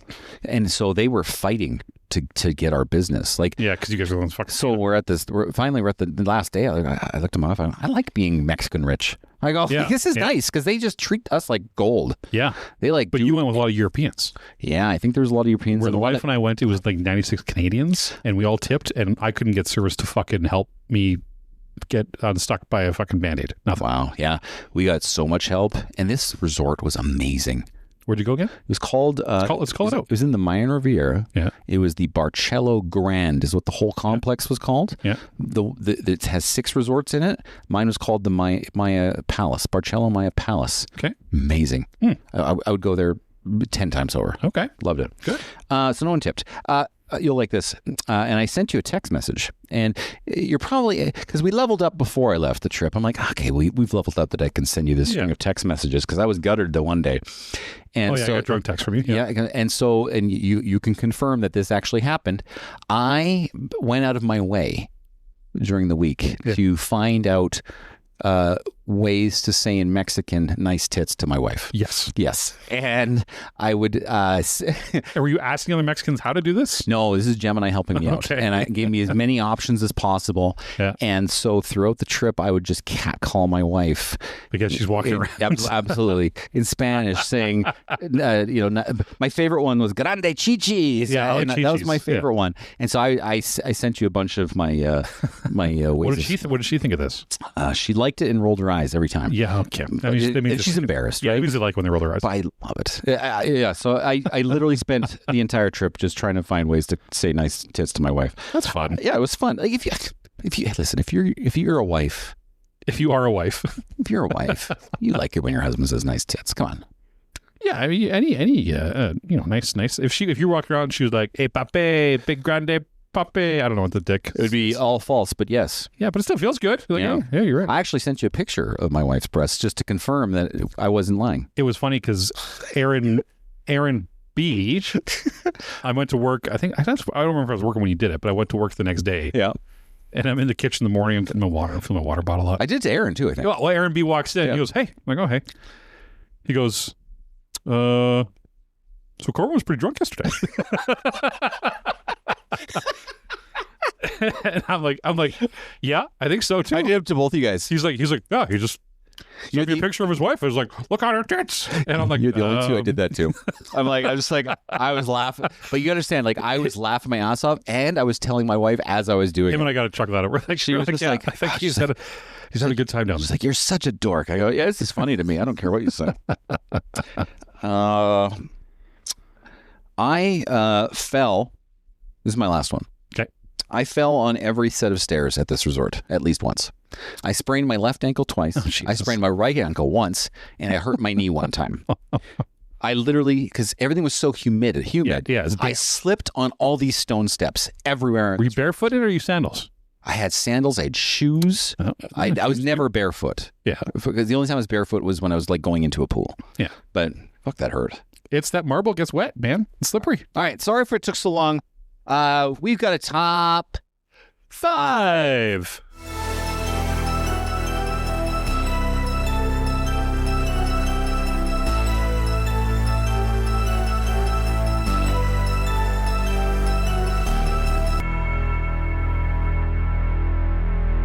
Oh, pretty lady, grande chichis, come talk to me. Oh, thank you. Oh, my poor wife. That was me. Oh, I thought I was going to call. Oh, yeah. Nice tits, Tanner. Today's top 5 is brought to you by the one and only Corbyn. I love the this one. Chi-Chi man himself. I thought of this a while ago, and I'm like, this is a cool one to do. This is going to be, so first off, if you don't know how this works, one of us comes up and they get to come up with whatever their top 5 for the week is going to be. We tell the other person, we don't tell anybody or either of us what our 5 is going to be. We reveal them one at a time. If we get the same one, we high five and we cheer and we And sing. it's been like the last 2 times. The last 2 times we got Oh one. my God.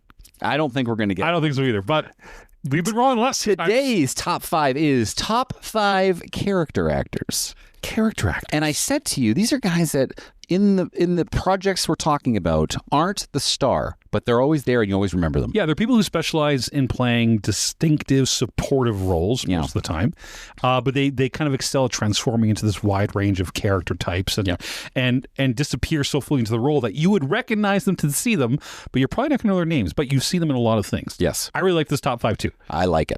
So put a lot together. I was putting things out as we went. Number 5. I'm going to go first. Yeah. My name's Tanner. Yes. My number 5, I don't know if you have this one or not, gentleman actor by the name of Dallas Roberts. I don't even know who Dallas Roberts is. Talk to me, Goose. So Dallas Roberts, he plays the radio station manager in Walk the Line. Okay.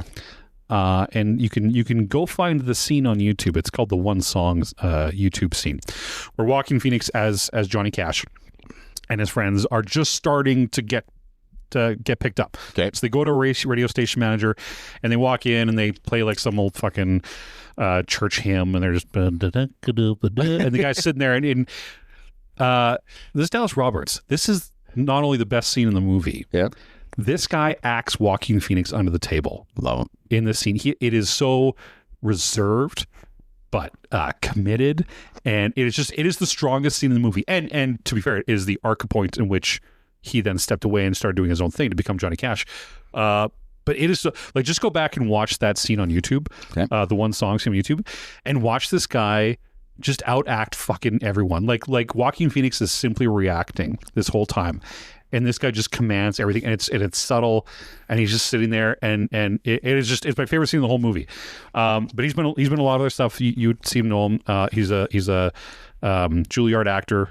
But he's just not a high end man. But he was in 3:10 to Yuma. He was in other things you'd see him. But all right, really strong actor. I like it. Number 5. This is gonna be controversial. Oh, because I'm gonna say it, and your knee jerk reaction is gonna be like, "That's not a character actor."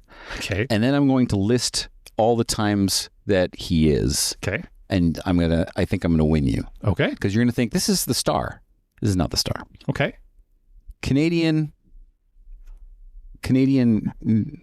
gold. What do I say? Canadian gem. Canadian. Canadian gem. Canadian gem. Yeah. Kiefer Sutherland.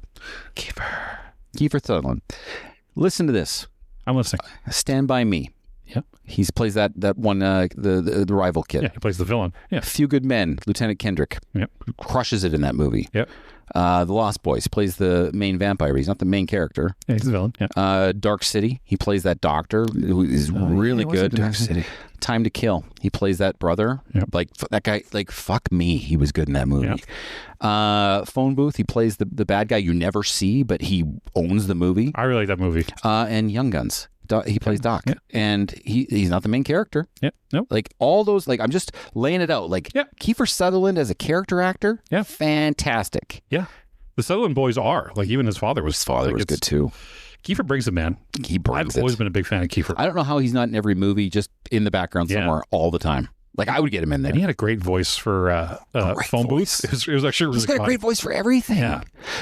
And to give you an example, I'm the biggest Metal Gear Solid fan on the planet. Mm-hmm. Okay, and I'm like 1, 2, 3, 4. My favorite games of all time. Yeah. And then they announced in the 5th one, we're not bringing back David Hayter for the 5th game. I'm like, what? Everyone lost their shit. Oh, we're gonna bring back Kiefer. I'm like, okay, all right. Oh, you sons of bitches! I'll allow it. All right, I'll let you do it. Bitch. I like that one. Kiefer's a good one. All right, number 4. I think one of the most classic people to fit into this frame that you brought us to the top 5 is Harry Dean Stanton. Okay, I like it. 211 movies. You got to give. By the way, I've listed all the resumes. Oh yeah, he's played. He was Brett in Alien. Mm-hmm. The guy with the cat. Fuck yeah. In Alien. He was Toot Toot in The Green Mile. Yeah. He was Travis in Paris, Texas. He was the dad in Pretty in Pink. I'll even double down on a show you probably haven't seen. He was one of the most creepiest villains in the HBO show Big Love. I did not see Big Love. Dude. Yeah. Oh my God, he was good at that. He's I think he had a deleted scene in the Avengers movie. No, he was in the Avengers movie. Was he? Oh yeah. Okay. Yeah, he was the guy's son. I think you need to work. Oh yeah, he gives him the clothes. Yeah. So Oh yeah, you might have to Google some of these people because you're not recognizing the name. But as we talk about it, just Google the name, their picture will pop up. Think, oh yeah, that guy. That guy. Yeah. That's kind of what I was hoping for here. Totally. Obviously, Kiefer's a little different, but it's like, oh, that guy. Yeah, you'll know Harry Dean Stanton as soon as you look at him. 211 movies. Yeah. He's passed now. Yeah. But this guy has been in fucking everything. Yeah. And you have seen him in a movie, and you're like, oh yeah, he could easily play a creepy bad guy. Easily. Yeah. He has a good look for it. Hey, watch Big Love and you'll be like, holy shit. Yeah. He plays the father of one of, because Big Love is a movie or TV series starring Bill Paxton. Yeah. And he's a Mormon polygamist, and he has 3 wives. Yeah. And one of his wives is super conservative off the compound. Yeah. And the dad is still on the compound, and he's the leader of the compound. And you're like, holy fuck, this guy is freaky. And this is her dad. Yeah. Yeah, he does good. He does good. Harry Dean Stanton. Love it. Number 4. I'm going to see if you know this name. Okay. Enrico Colantoni. I'd have to Google the picture. Enrico Colantoni. A Colantoni. You're going to see this guy. You're going to be like, oh, dude. Because this guy crushes everything. Oh, yes. Yeah. Yes. So he plays Veronica Mars's dad. Yeah. And he's awesome in that show. Yeah. In Galaxy Quest, he plays the Mathazar, the main alien. Yep. Who you love that guy. And he had his own. He was on the sitcom. He's Just Shoot Me. Just Shoot Me, thank you. He was a big character in Person of Interest in the background. Contagion, Stigmata. And he was on recently a show called English Teacher that's had 2 seasons. And he played this principal who was hilarious. Okay. And he was on Person of Interest? Yeah, Person of Interest. Yeah. Yeah, he's awesome. Everything he does. I like this guy too. Everything he does is just awesome. Yeah, Enrico Colantoni. He's probably the newest. That's fucking name. Yeah. Love it. Number 3. Still got it. Who do I have here? Oh, let's see. You're going to know this one too. I don't know by name, but number 3 is David Strathairn. Yeah, he's good. So good. Yeah, that's a good one. I put him right on close with Enrico, actually, of how I like him. 153 acting credits. He was amazing in L.A. Confidential. Godzilla, Bourne movies. I can't say Good Night and Good Luck because he was the main character. We Were Marshall. Farm. Yeah. He's been in so many. He's so good. And he's just a straight-laced, but often bad guy straight-laced, if that's fair. And the way he delivered his lines was always you just felt like it was so real. I like that guy. Yeah, like he is a good character. Like he sits in it and he just has the sneer of the stare. I honestly don't know why he hasn't, or really anyone on this list hasn't gotten to the point of being A-list celebrity. But 153 acting credits and still going. That's impressive. Like I said, high water mark for me was L.A. Confidential with him. He was just amazing. He played like the guy who pawned out the girls who cut their faces like celebrities. Yeah. Good. Yeah. Number 3. Let's do it again. Number 3. One more time. Number 3.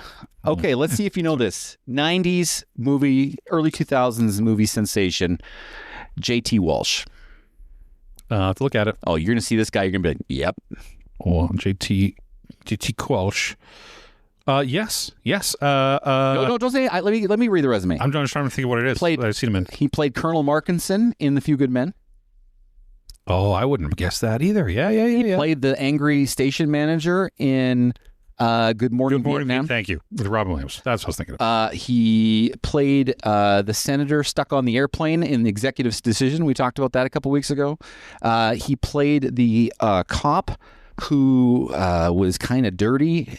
He was part of the IA division in The Negotiator. Yep. Like, he was guy who is in the background and was always like the despicable guy, except for Markinson. Markinson was good. But he was just always, he's in Pleasantville. He was one of the guys who was really angry at the changes in Pleasantville. Like, is this guy? He was in Sling Blade? It was in Sling Blade. Awesome. Everything this guy did was awesome. He was just always in every 90 movie. Yeah. 90s and 2000 movies. Jeez, I didn't even think about him. Yeah. J.T. Walsh. He absolutely was. Yeah. He's not stealing the show, but you're like, that guy's good. Yeah. And he's one of those where you're like, yeah, that guy. Yeah. That guy's there. You're like, oh yeah, I see. You're like, oh, I see this guy and other things. Yeah, Executive Decision. Oh yeah. Okay. I like that one. Number 2. For my number 2, I have Brad Dourif. 176 acting credits. The guy that plays this Wormtail? Wormtongue. Yeah, good job. The guy that plays the Keeper of the Crypt. Well, most importantly, I'm surprised you haven't said it yet now. Crypt Keep Chucky. plays Chucky as well. But here's one of the reasons I picked up. Yeah, he's in Cuckoo's Nest. Like, he's been acting for a long time. Yeah, he's seasoned. But one of my favorite things with him is he has a 3-episode arc. Well, not even an arc because they're separated episodes. But he has 3 episodes as the same character on Star Trek Voyager. Okay. And on which he plays crewman Lon Sauter. Yeah. A Beta Z. So he's a telepath. He can feel emotions. But what they do, like, this is what it's some of the best episodes of Star Trek Voyager, the whole thing, because they're the ship that's lost in space. They have no friend. So this guy is a serial killer. Oh. And he is trapped on a ship that he needs to get home. It's on brand. But he's a serial killer. So he was part of the Maquis, so the terrorist group in Star Trek version. So the beat of Star Trek Voyager, both the Maquis ship and the Voyager get sent far away, and they end up having to come together and be one crew to get home. That's the whole point. So he was part of this Maquis, but he's a serial killer. So now he's on this crew. And the first couple episodes are how does he get away with being a serial killer without getting caught? And using certain type of, it is dark, and it's like it's very visceral, like it's very Silence of the Lambsy. The episodes, how they lay them out, they're awesome episodes, and he does a fantastic job playing them. So if you ever just watch those few episodes of Voyager, there's only 3 of them where he plays Lon Sauter. And like the last one, he's in prison. He's in prison forever. Yeah, on the ship. Spoilers. But they have to like go to him to help find or to stop a killer of a different, like, little Buffalo Bill, totally Buffalo Bill thing. It's great. All right, they lean into it. It's actually very on brand for that guy. He does so good. Yeah, and he's checking Wormtongue. I mean, Wormtongue's a fantastic character. Yeah. Everyone hates him, but they hate him for the reason, right? Yeah, he's good at what he does. He's so good. Like, he fits a very specific niche as a character actor. Yeah. He's the best at it. I like it. Number 2. You know, I can't help but notice that all your character actors are men. Fair. Are they all, though? I'm not done. They are. Oh. They are. Yeah. I bet you they are. We'll find out. I've got the best female character actor as my number 2. And she could be number 1, if not for nostalgia, for my number 1. Fair. Okay? Yeah, nostalgia's pretty high on this list. Number 2, the greatest character actor maybe ever. Yeah. Allison Janney. Allison Janney. Let me go down the list of her credits. Maybe plays one of the top 4, 5 TV characters of all time in CJ on The West Wing. CJ. She was the mother in I, Tonya. Yeah. She was in Juno as the fucking hilarious stepmom to Juno. She was in Juno. She was in Bad Education. She was the funny mom in The Help who was dying. Yeah. She was in The Way, Way Back, which was one of my funniest movies that I've seen in a long time with Sam Rockwell. She was the leader in Spy. And my favorite performance by her is a movie that nobody knows about. I think I've talked about it before. Drop Dead Gorgeous, starring Kristen Dunst. And she plays this trailer park aunt to perfection in Minnesota. She'd be good as a trailer park. God, everything Allison Janney does is the best thing in the thing she's in. That's just what it is. She is tops. But she doesn't get number 1 because my number 1 has just a tad bit of nostalgia. Okay. I just started watching The West Wing. It's phenomenal. Again. It's phenomenal. Get back into it. You know what's refreshing about the show? And this is not a political leanings thing. This is... It feels right when you see smart characters trying to make smart decisions for people. Yes. Does that make sense? Yeah. Regardless of which way they lean, even their opponents, like because again, you're watching The West Wing, and the people in power are the liberals. Yeah. And then the Republicans are always, trying to take power. Yeah. But even the Republicans, they're smart people. That are portrayed smart. No one's that vilified. They're smart people who make smart decisions, and they're trying to do the best for. Yeah. We don't have that in real life anymore. No, and that's why the West Wing rules. It maybe was back in the day. That's good. Actually, Allison Janney is a really good one. She probably would be the best. She's so good. Yeah. I'm surprised you haven't said my number 1 yet. It might be my number 1. It might be number 1. My number 1. Yeah. Character actor. Please be the same as mine. John Turturro. Oh, wow. Yeah. Emmy award-winning John Turturro. Same first letter as mine. Ooh. Same first letter. I thought you were going to say it. I thought you were going to say mine. Guys, I mean, if you don't know the name, just Google him. 124 movies, Box of Moonlight, Live and Let Die in L.A. Carmine Falcone. Live and Die in L.A. Carmine Falcone, Oh Brother Without There, Transformers, Rounders, Mr. Deeds, Jesus in The Big Lebowski. Guys, this man is the shit. and he's a fabulous actor. Yeah. And he fucking steals every scene he is in every movie he's in. He's in this really small, it was very early in his career. Very early in his career. And it was in the early 90s, I want to say. Okay. Late 80s, early 90s. Yeah. And it's a slapstick comedy. Now imagine John Turturro in a slapstick comedy. It's called Brain Donors. Brain Donors? Brain Donors. I bought that movie on Apple Movies. Find that one at all during It's funny in the context of what it is, and he's so good in it. Yeah. I love John Turturro. That's where I first saw him. Yeah, he's fantastic. And he's a voice in the Cars movie. I think I hate that guy. That's the only one I don't like him in. In the Italian Cars movie? Cars 2 is the worst movie ever. He plays the Italian Cars. Anyway, terrible. Anyone in the world sees him, they know who he is, they have a movie they love him in, which I think is the cornerstone of the whole point, right? Yeah. John Turturro, kicking ass, taking names. Love the guy. Love it. Number 1. All right. Listen. Go. This is the guy that made me think of this list in the first place. Okay. Jeffrey Jones. Jeff Jones. Jeffrey Jones. Does he go by Jeffrey, though? You'll know. Yeah. I could ask him, I guess. Listen to this. He's the principal in Ferris Bueller's Day Off. Yeah. He's the bad guy in Howard the Duck. He's the dad in Beetlejuice. He's I forget the character, but he's the funny, oh God, I forget the character's name, but he's in Ed Wood as one of, he's so good in that movie. He's in Hunt for Red October. He's one of the elders in Sleepy Hollow. He plays a cannibal in Ravenous. He's in The Devil's Advocate. This guy was, before he got canceled, was the pinnacle of character actor in the 80s and 90s. Yes, he was in everything. He was the dad in Beetlejuice. I said that. Oh, sorry. Come on, man. I missed that part. I love this guy.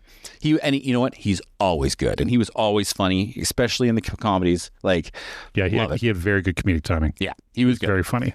And Ferris Bueller, he was so good in that movie. Yeah. Just so good. Yeah.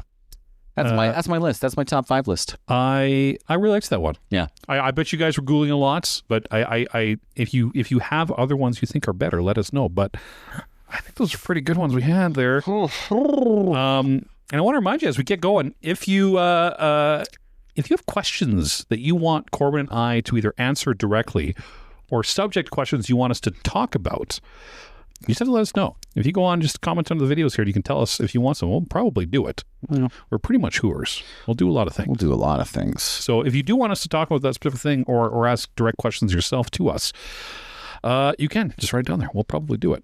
Usually we reserve this spot for a game. But you should come back to a game time now. Yes. But what we're doing is a little bit different. We're going to talk about the Odyssey shortly.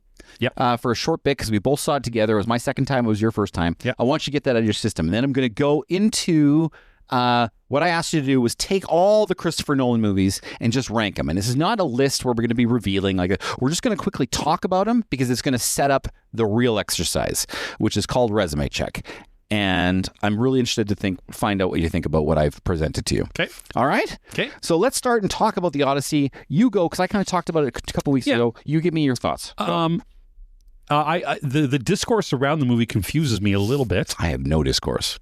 Because it's either the greatest movie ever made, or it's the shittiest movie ever made. Gosh, I don't feel that. I don't think it's either one of those things. I think it's a very strong movie. Mm-hmm. It's not Nolan's best. It's not the best Troy movie. But it's still a very good, enrapturing 3-hour film. It's the best Troy movie. I don't think it is. Okay. But that being said, it's still very good, and the acting is so superb. Yeah. And the story points are very fun, and where they go and they do, and it's a very Nolan-y take on them, which I like because that's the whole point. You want to see that. There's spectacle. There's the downsides for me, if I had any, and this is nitpicking because it is a good film. Go watch it if you haven't seen it. Obviously, it's made $1 billion. Yeah. But it's the accents bothered me. Everyone talking in an American accent bothered me because you're so locked in to hear an English accent in an old time movie. Yeah. That I did notice it, and it is 3 hours. And when Odysseus. Thank you. When Odysseus gets home, it goes. It flies, man. But I still when he got home, I still said, I said, oh, fuck, there's going to be 40 goddamn minutes left of this movie. And it was, listen. But it was bad. Like, yeah, I'm not saying, and it wasn't a slog. It was fire. But when we got there, I said, there's going to be another fucking 40 minutes. So I think there's a middle piece in there where I think I started to drift. Because at the end of that middle piece, I was like, fuck, there's another 40 goddamn minutes. I would argue that it was not the way you perceive it, but slightly reversed. Okay. I think it started off slower. Okay. And then the middle was faster than the beginning, and then the end was obviously the fastest. Yeah, the end. I think it was a consistent build in speed, in pace. Yeah. I think the beginning was very slow. It was, yeah. And then it just picked up. But all that being said, yeah, it's still a very strong movie. I like the movies where people can see that Matt Damon is not just a Matt Damon. He actually is a strong actor. He really is. I mean, and obviously he's done all the movies and all the money. But you're like, oh yeah, okay, this guy can carry a movie. Was anybody out of the place in this movie? At first I thought Matt Damon was, but then the second time I'm like, oh no, God, he's good. I liked Matt Damon. Like nobody was out of place for me. Well, here's my problem. I don't think Zendaya is that good of an actor. But she had such a small part, it didn't matter. But she's awesome in Dune. You're right. But however, it is an integral part of the movie. It's small. She doesn't have screen time. Yeah. But that character's role is an anchor point for the entire narrative. So it can be short, and other actors have had less time in movies and had a bigger impact. Yeah. Look at fucking Boba Fett, just because it looks cool. She doesn't convey a lot of emotion in her face. She doesn't emote a lot, and she has dry delivery, and she just kind of. Who's your Odyssey MVP? Shit! Hold on. Who's our Spanish friend? Yeah, John Leguizamo. Oh, crushes it. He was the MVP. If he doesn't get a nomination, that's wrong. It's wrong. He did so good. Yeah, Anne Hathaway was amazing. Like she was amazing. She's so good. Yeah, there was a part where I think you went to the bathroom. Oh, and she really crushed that scene specifically. That's what made, I think, her whole movie was the scene. Yeah, you decided to depart us with. Well, I liked it as it was. Yeah, it was really good. So I think she was awesome. I got to tell you, second viewing, it made me even more anticipate that third act that you were talking. What is something you missed or maybe didn't put much thought into the first time that when you watched the second time, you're like, oh yeah, or I like this more? I think the first time I watched it, I was distracted by the accents a lot, and I wasn't picking up what they were actually saying and why they were saying it. Yeah. I really understood a couple things more that I was watching, a couple things that I picked up on more, because remember, I didn't read the Odyssey. I didn't know what it was about. That a lot of Matt Damon's redemption was things not only he reflected that he did, but things that a lot of the things that went wrong were his fault. Yeah. That the first time I watched it, I didn't pick up on that. Like, he's the one who decided to shoot the guy at the, he was decided to charge that one beach. He was the guy that, like, there's just things that you're picking up things. You're like, okay, this is kind of his fault. And he was the one that wanted to go south and not follow the fleet. Correct. He was the one that wanted to fuck around and find out. Yeah. Right. Yeah. So it's a bigger redemption story than I first picked up on. Yeah. And the redemption was a payoff for me. Yeah. More so in the second time I watched it. Yes. So I really liked it. Do you have anything to say about this anymore before we go into our Xmas? No. Okay. I think it's good. So let's go quickly. I decided to rank all the Nolan films. Yeah. Okay. 1 to 12. I'm not counting the following because no one's seen it. Oh, that's the opener. That's his opener. Right. No one's ever seen it. Yeah. Okay. And then we'll just quickly discuss something about that. And then we're going to move into the real exercise, which is called resume check. And I'll tell you why it's called that in a sec. Okay.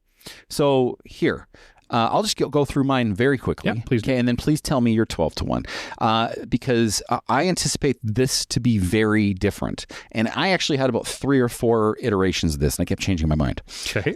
Number 12, Dunkirk. Number 11, Insomnia. 10, Interstellar. 9, Prestige.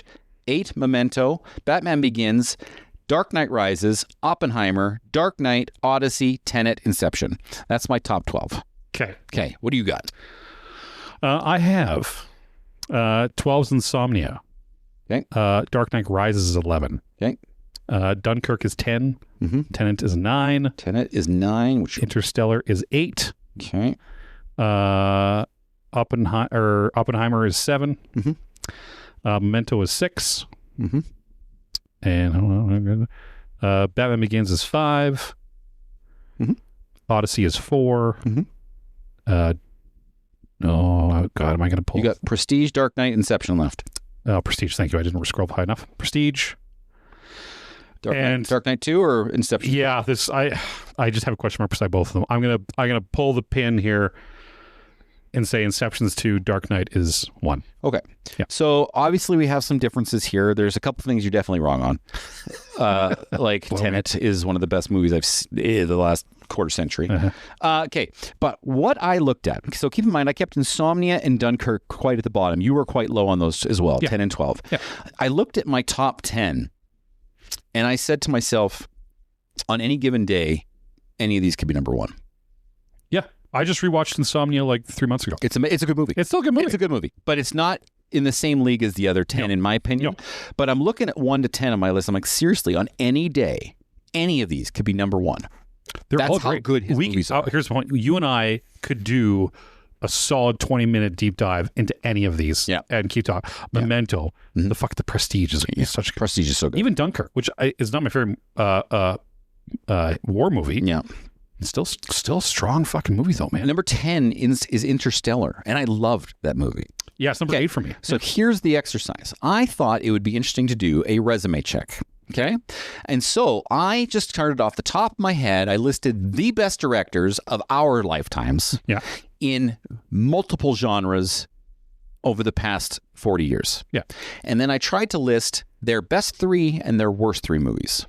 Okay. Okay. Okay. And I want to go and just examine, are their worst movies, are their best movies better than Nolan's movies? Okay. And even more interesting, are their worst movies? Okay. Are their best movies, are their worst movies better than Nolan's worst movies? Or even more pertinent is their best movie worse than Nolan's worst movies? Okay. You said a lot of words. Yeah, I did say that. I didn't understand any of it. So let's just start and I'll catch up. Okay, here's the directors I came up with. If you can think of anybody else just off the top of your head. Spielberg, Scorsese, Paul Thomas Anderson, Stanley PTA, Kubrick, PTA. John Hughes, the Farrelly brothers, Villeneuve, Cameron, Fincher, Edgar Wright, Ridley Scott, the Coen brothers, Wes Craven, Guillermo del Toro. No women on that list, Corbyn? If I had to put one, I'd put Catherine Bigelow on there. That's true. Good call. Catherine Bigelow. All right. I'll put that on there right now. You are 100% correct. Okay. Okay. So let's go through this. Steven Spielberg. I put his best 3 movies as Jaws, Schindler's List, and Saving Private Ryan, just off the top of my head. Okay. Okay. I put his worst ones. It's very subjective. Foreshadowing earlier. Yeah. Hook. Yeah. Because that ending got me. The BFG. Yeah. And Kingdom of the Crystal Skull. I kind of put those at the bottom. Yeah, it sucked. Yeah.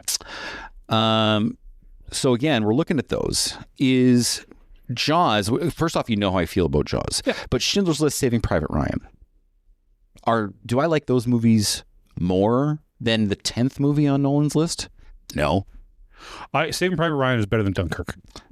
If you're going... It is a better movie. But Dunkirk was 12 on my list. I'm talking top 10. Sure. It's better than Interstellar. That's the thing. This is why I thought it was interesting, right? I mean, his 12 movies are so solid, you have to have an actual conversation about this. And Spielberg, we agree, is one of the greatest ever. Oh, absolutely is. Let's just keep going. Scorsese. Yeah. I'd say his top 3 are Goodfellas, Casino, and Departed. Yeah. Okay. I just watched Departed again not too long ago. Yeah.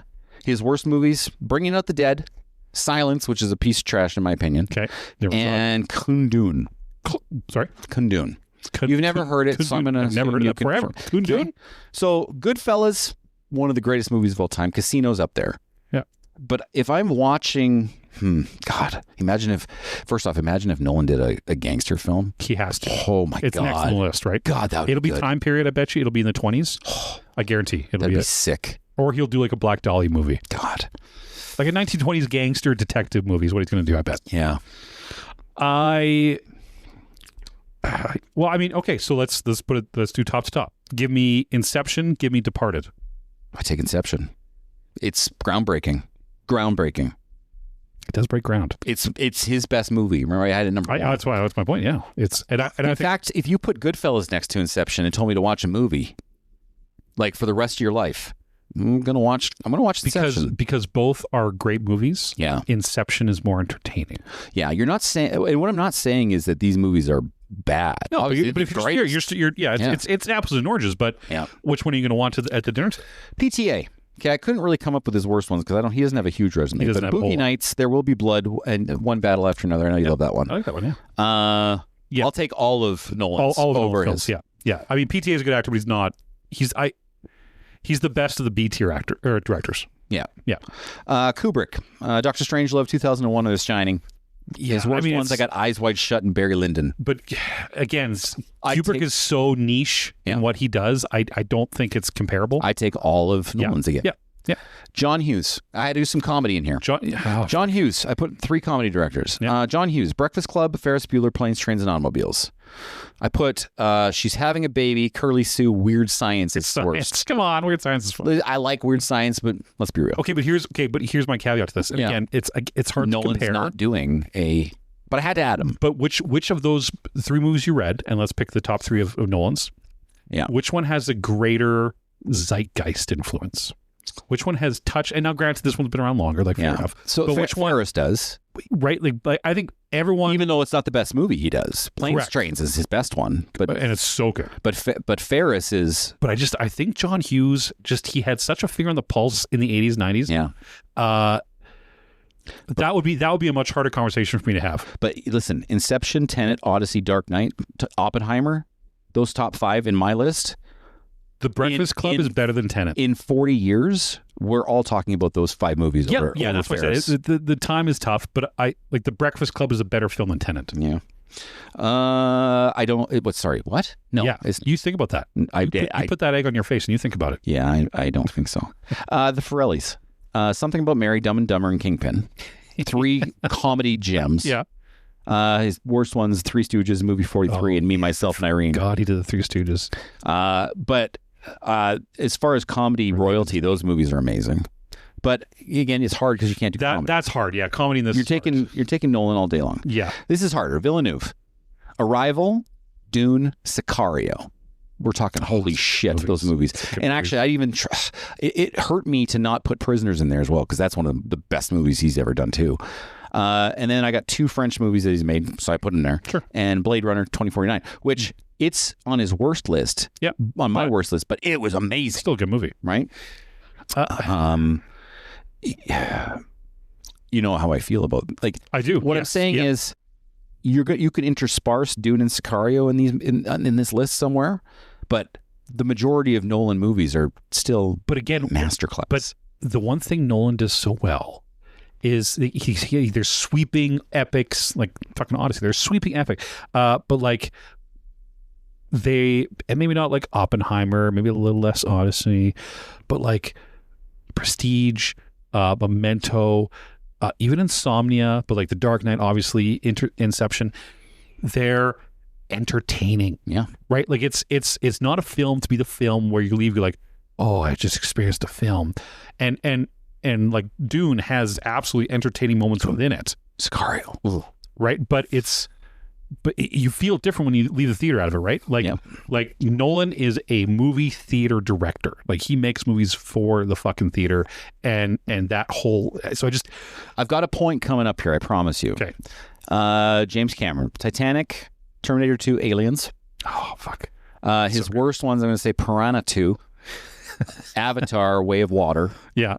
And which still grossed $1 billion. And a movie I love, The Abyss. I put it on the bottom. Okay, which is still a great fucking movie. Great film. God, he's a good director too. You know what? I think he'd be an asshole to work for. But can I tell you? He kind of is. Yeah. He's kind of a good There's director. an asterisk beside James Cameron. There's an asterisk because, like, his ideas are a little bit I think he's tarnished his reputation with the Avatars. Big for his britches, for sure. And we'll talk about Titanic dialogue and you know what I mean? There's some problems there. Yeah. He's more of a special effects guy now than a director. David Fincher, Seven, Fight Club, Social Network. Worst ones. And the new one he has come out too. Alien 3, Benjamin Button, and Mank. I've never heard of Mank. Fincher did Alien 3? Yeah. I don't think I knew that. Yeah, which I actually liked. I said, If you check out the bad CGI, if you didn't know anything about the aliens, it in and of itself is a good movie. But, okay.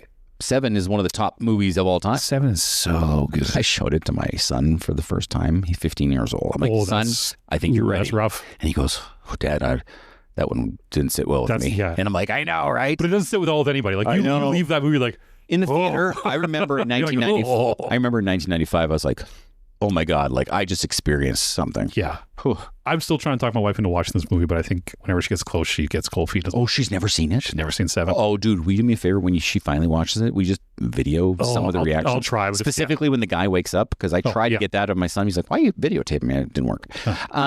Edgar Wright, Hot Fuzz, Shaun of the Dead, Baby Driver. Fun, but I mean, those are top. Yeah. And I will die on this hill saying Hot Fuzz and Shaun of the Dead are two of the greatest comedies ever made. I know you say it every episode. But his worst, Scott Pilgrim, Running Man. Which is still good. Scott Pilgrim's great. Still good. Running Man and Last Night in Soho, which is a really good movie. Still good. Ridley Scott, Alien, Gladiator, Martian.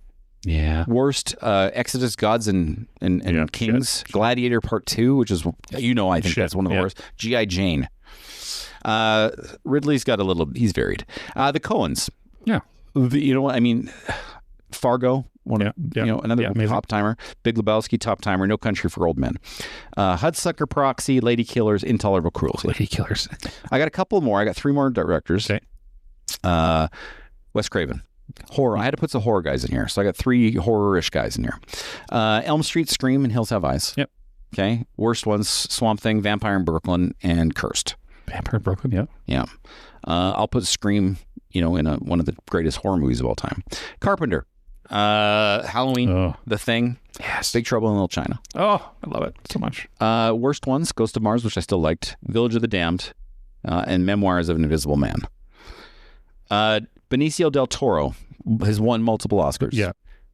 Shape of Water, amazing. Yeah. Pan's Labyrinth, amazing. Frankenstein, amazing.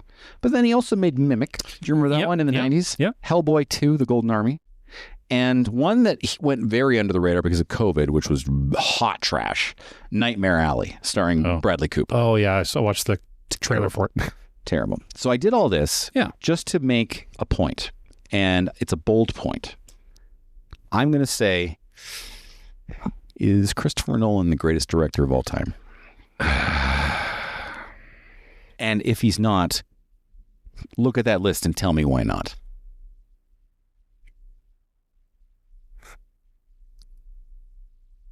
I think it's a fair question.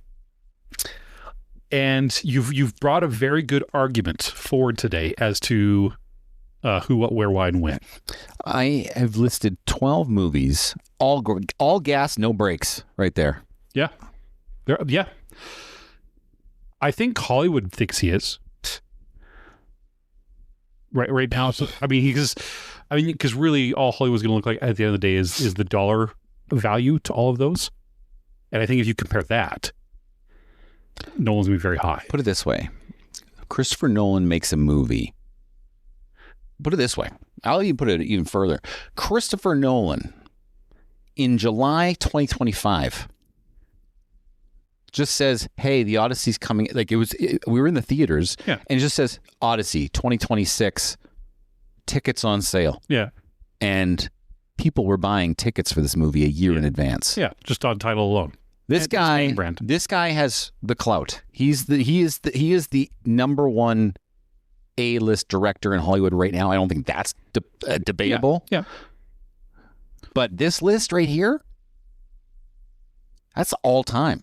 But the list you made, you have Nolan's best 12 movies, and he's made 12 movies. Or there you have a top 3 and bottom 3 for each one. Yeah, but that's the thing, though. What I was trying to point out is Dunkirk, which I have at the bottom, better than some of these guys' best movies. Yeah, and the answer is yes, a lot, and not a couple times, quite a few times. Because even his worst movie is still arguably a good movie. Is the point for him, for Christopher Nolan? Right? Oh yeah. Right. We're for all. I think all those directors. I think it's objectively they all have shit movies, and maybe it's because they've been doing it longer. Maybe it's because they were making them in different times of eras of Hollywood, You could argue, however, a movie is either good or it's not, and the director is the one holding the reins for the most part. So, especially all of those directors who can fucking write their own checks nowadays. Listen, can we sit down and watch Tenet together? Yeah, Please, I'll watch it please. again. I think we can discuss it again. Can we watch it on this screen? Sure, With yeah. this sound? I have a bigger screen at my house, but sure. You don't have a bigger screen. I in your have house. a much bigger screen in my house. What are you talking about? What are you talking about? It's 120 inch. I have like a 260 inch. What the fuck are you talking about? I've been to your house. Yeah. What are you talking about? My theater. Oh, that. That's not, no. But you don't have the sound I do. I absolutely do. You do not. It's like, oh my God. I guarantee you my shit's better. The egg. I on your guarantee you face. my shit is better. Let's watch it twice. We'll watch it here, and then we'll watch it on a real screen. Okay, we'll do mine first. We'll skip yours. Listen, watch it with me on this screen. It's a masterclass in an action movie. It's so good that you don't even give a fuck what the main character's name is. That's how good it is. Sorry, which one are you talking about? Tenet. No, Tenets? Yeah. Yeah. Yeah. Anyway, all I'm saying is I think Christopher Nolan is the greatest director of all time. That's just my saying it. I think Well, he's 'cause a year one. ago you said it was Danny Villeneuve. I think he's one of them. Yeah.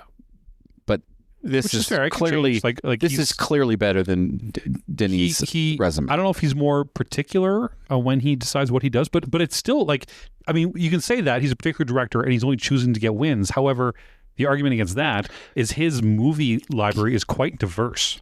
Can I one up you on why he's the best? Well, I was making an argument for why he's the best. Oh, okay, go ahead. Yeah. Well, Okay, I'm gonna put check marks behind the things I just said were good. Yeah. Okay, I'm gonna put check marks beside some things. Okay. Interstellar, Prestige, Memento, Batman Begins, Dark Knight Rises, Oppenheimer, Dark Knight Odyssey, Tenet, Inception. Yeah. Not Insomnia. Yes to Dunkirk. So, of the 12 bangers he's made, and I'm not sure about the following. I can't answer that. Yeah. Of the 12 that he's made, he also wrote all of 10 of them, except for Insomnia. Which again, I just watched like 3 months ago.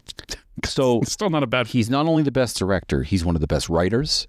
He's one of the best editors. And him and his brother, like his brother, Jonathan Nolan helped in the early Yeah. parts, but he hasn't done it in lately though.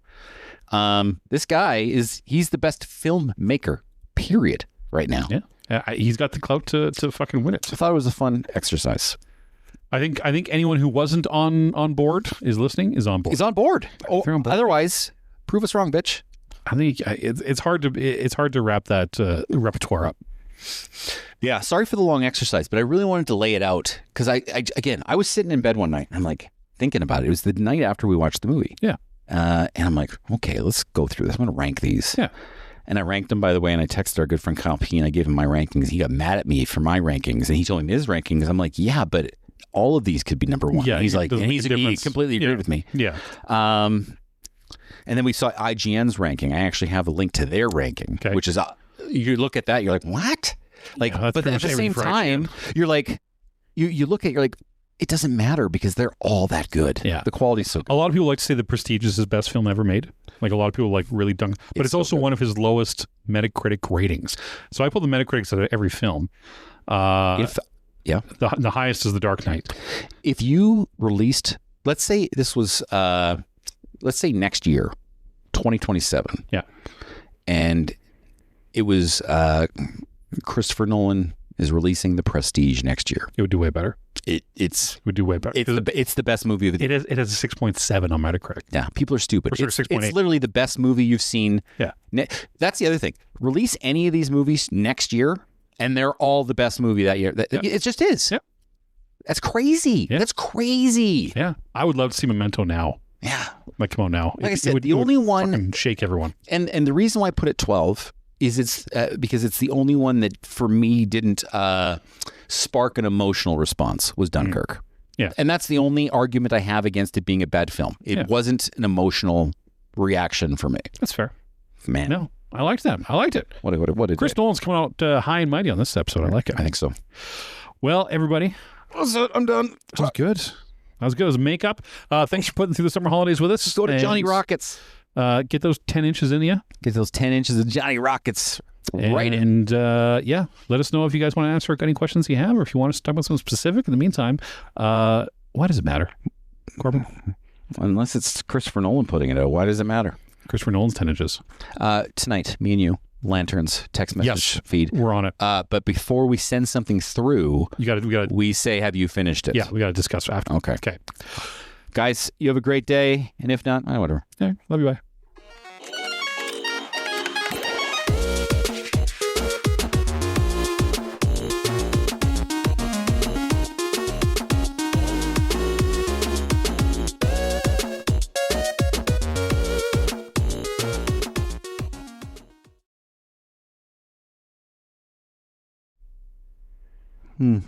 You invent a time machine. Okay. You go back in time. Back in time. Who are you putting on that roller coaster?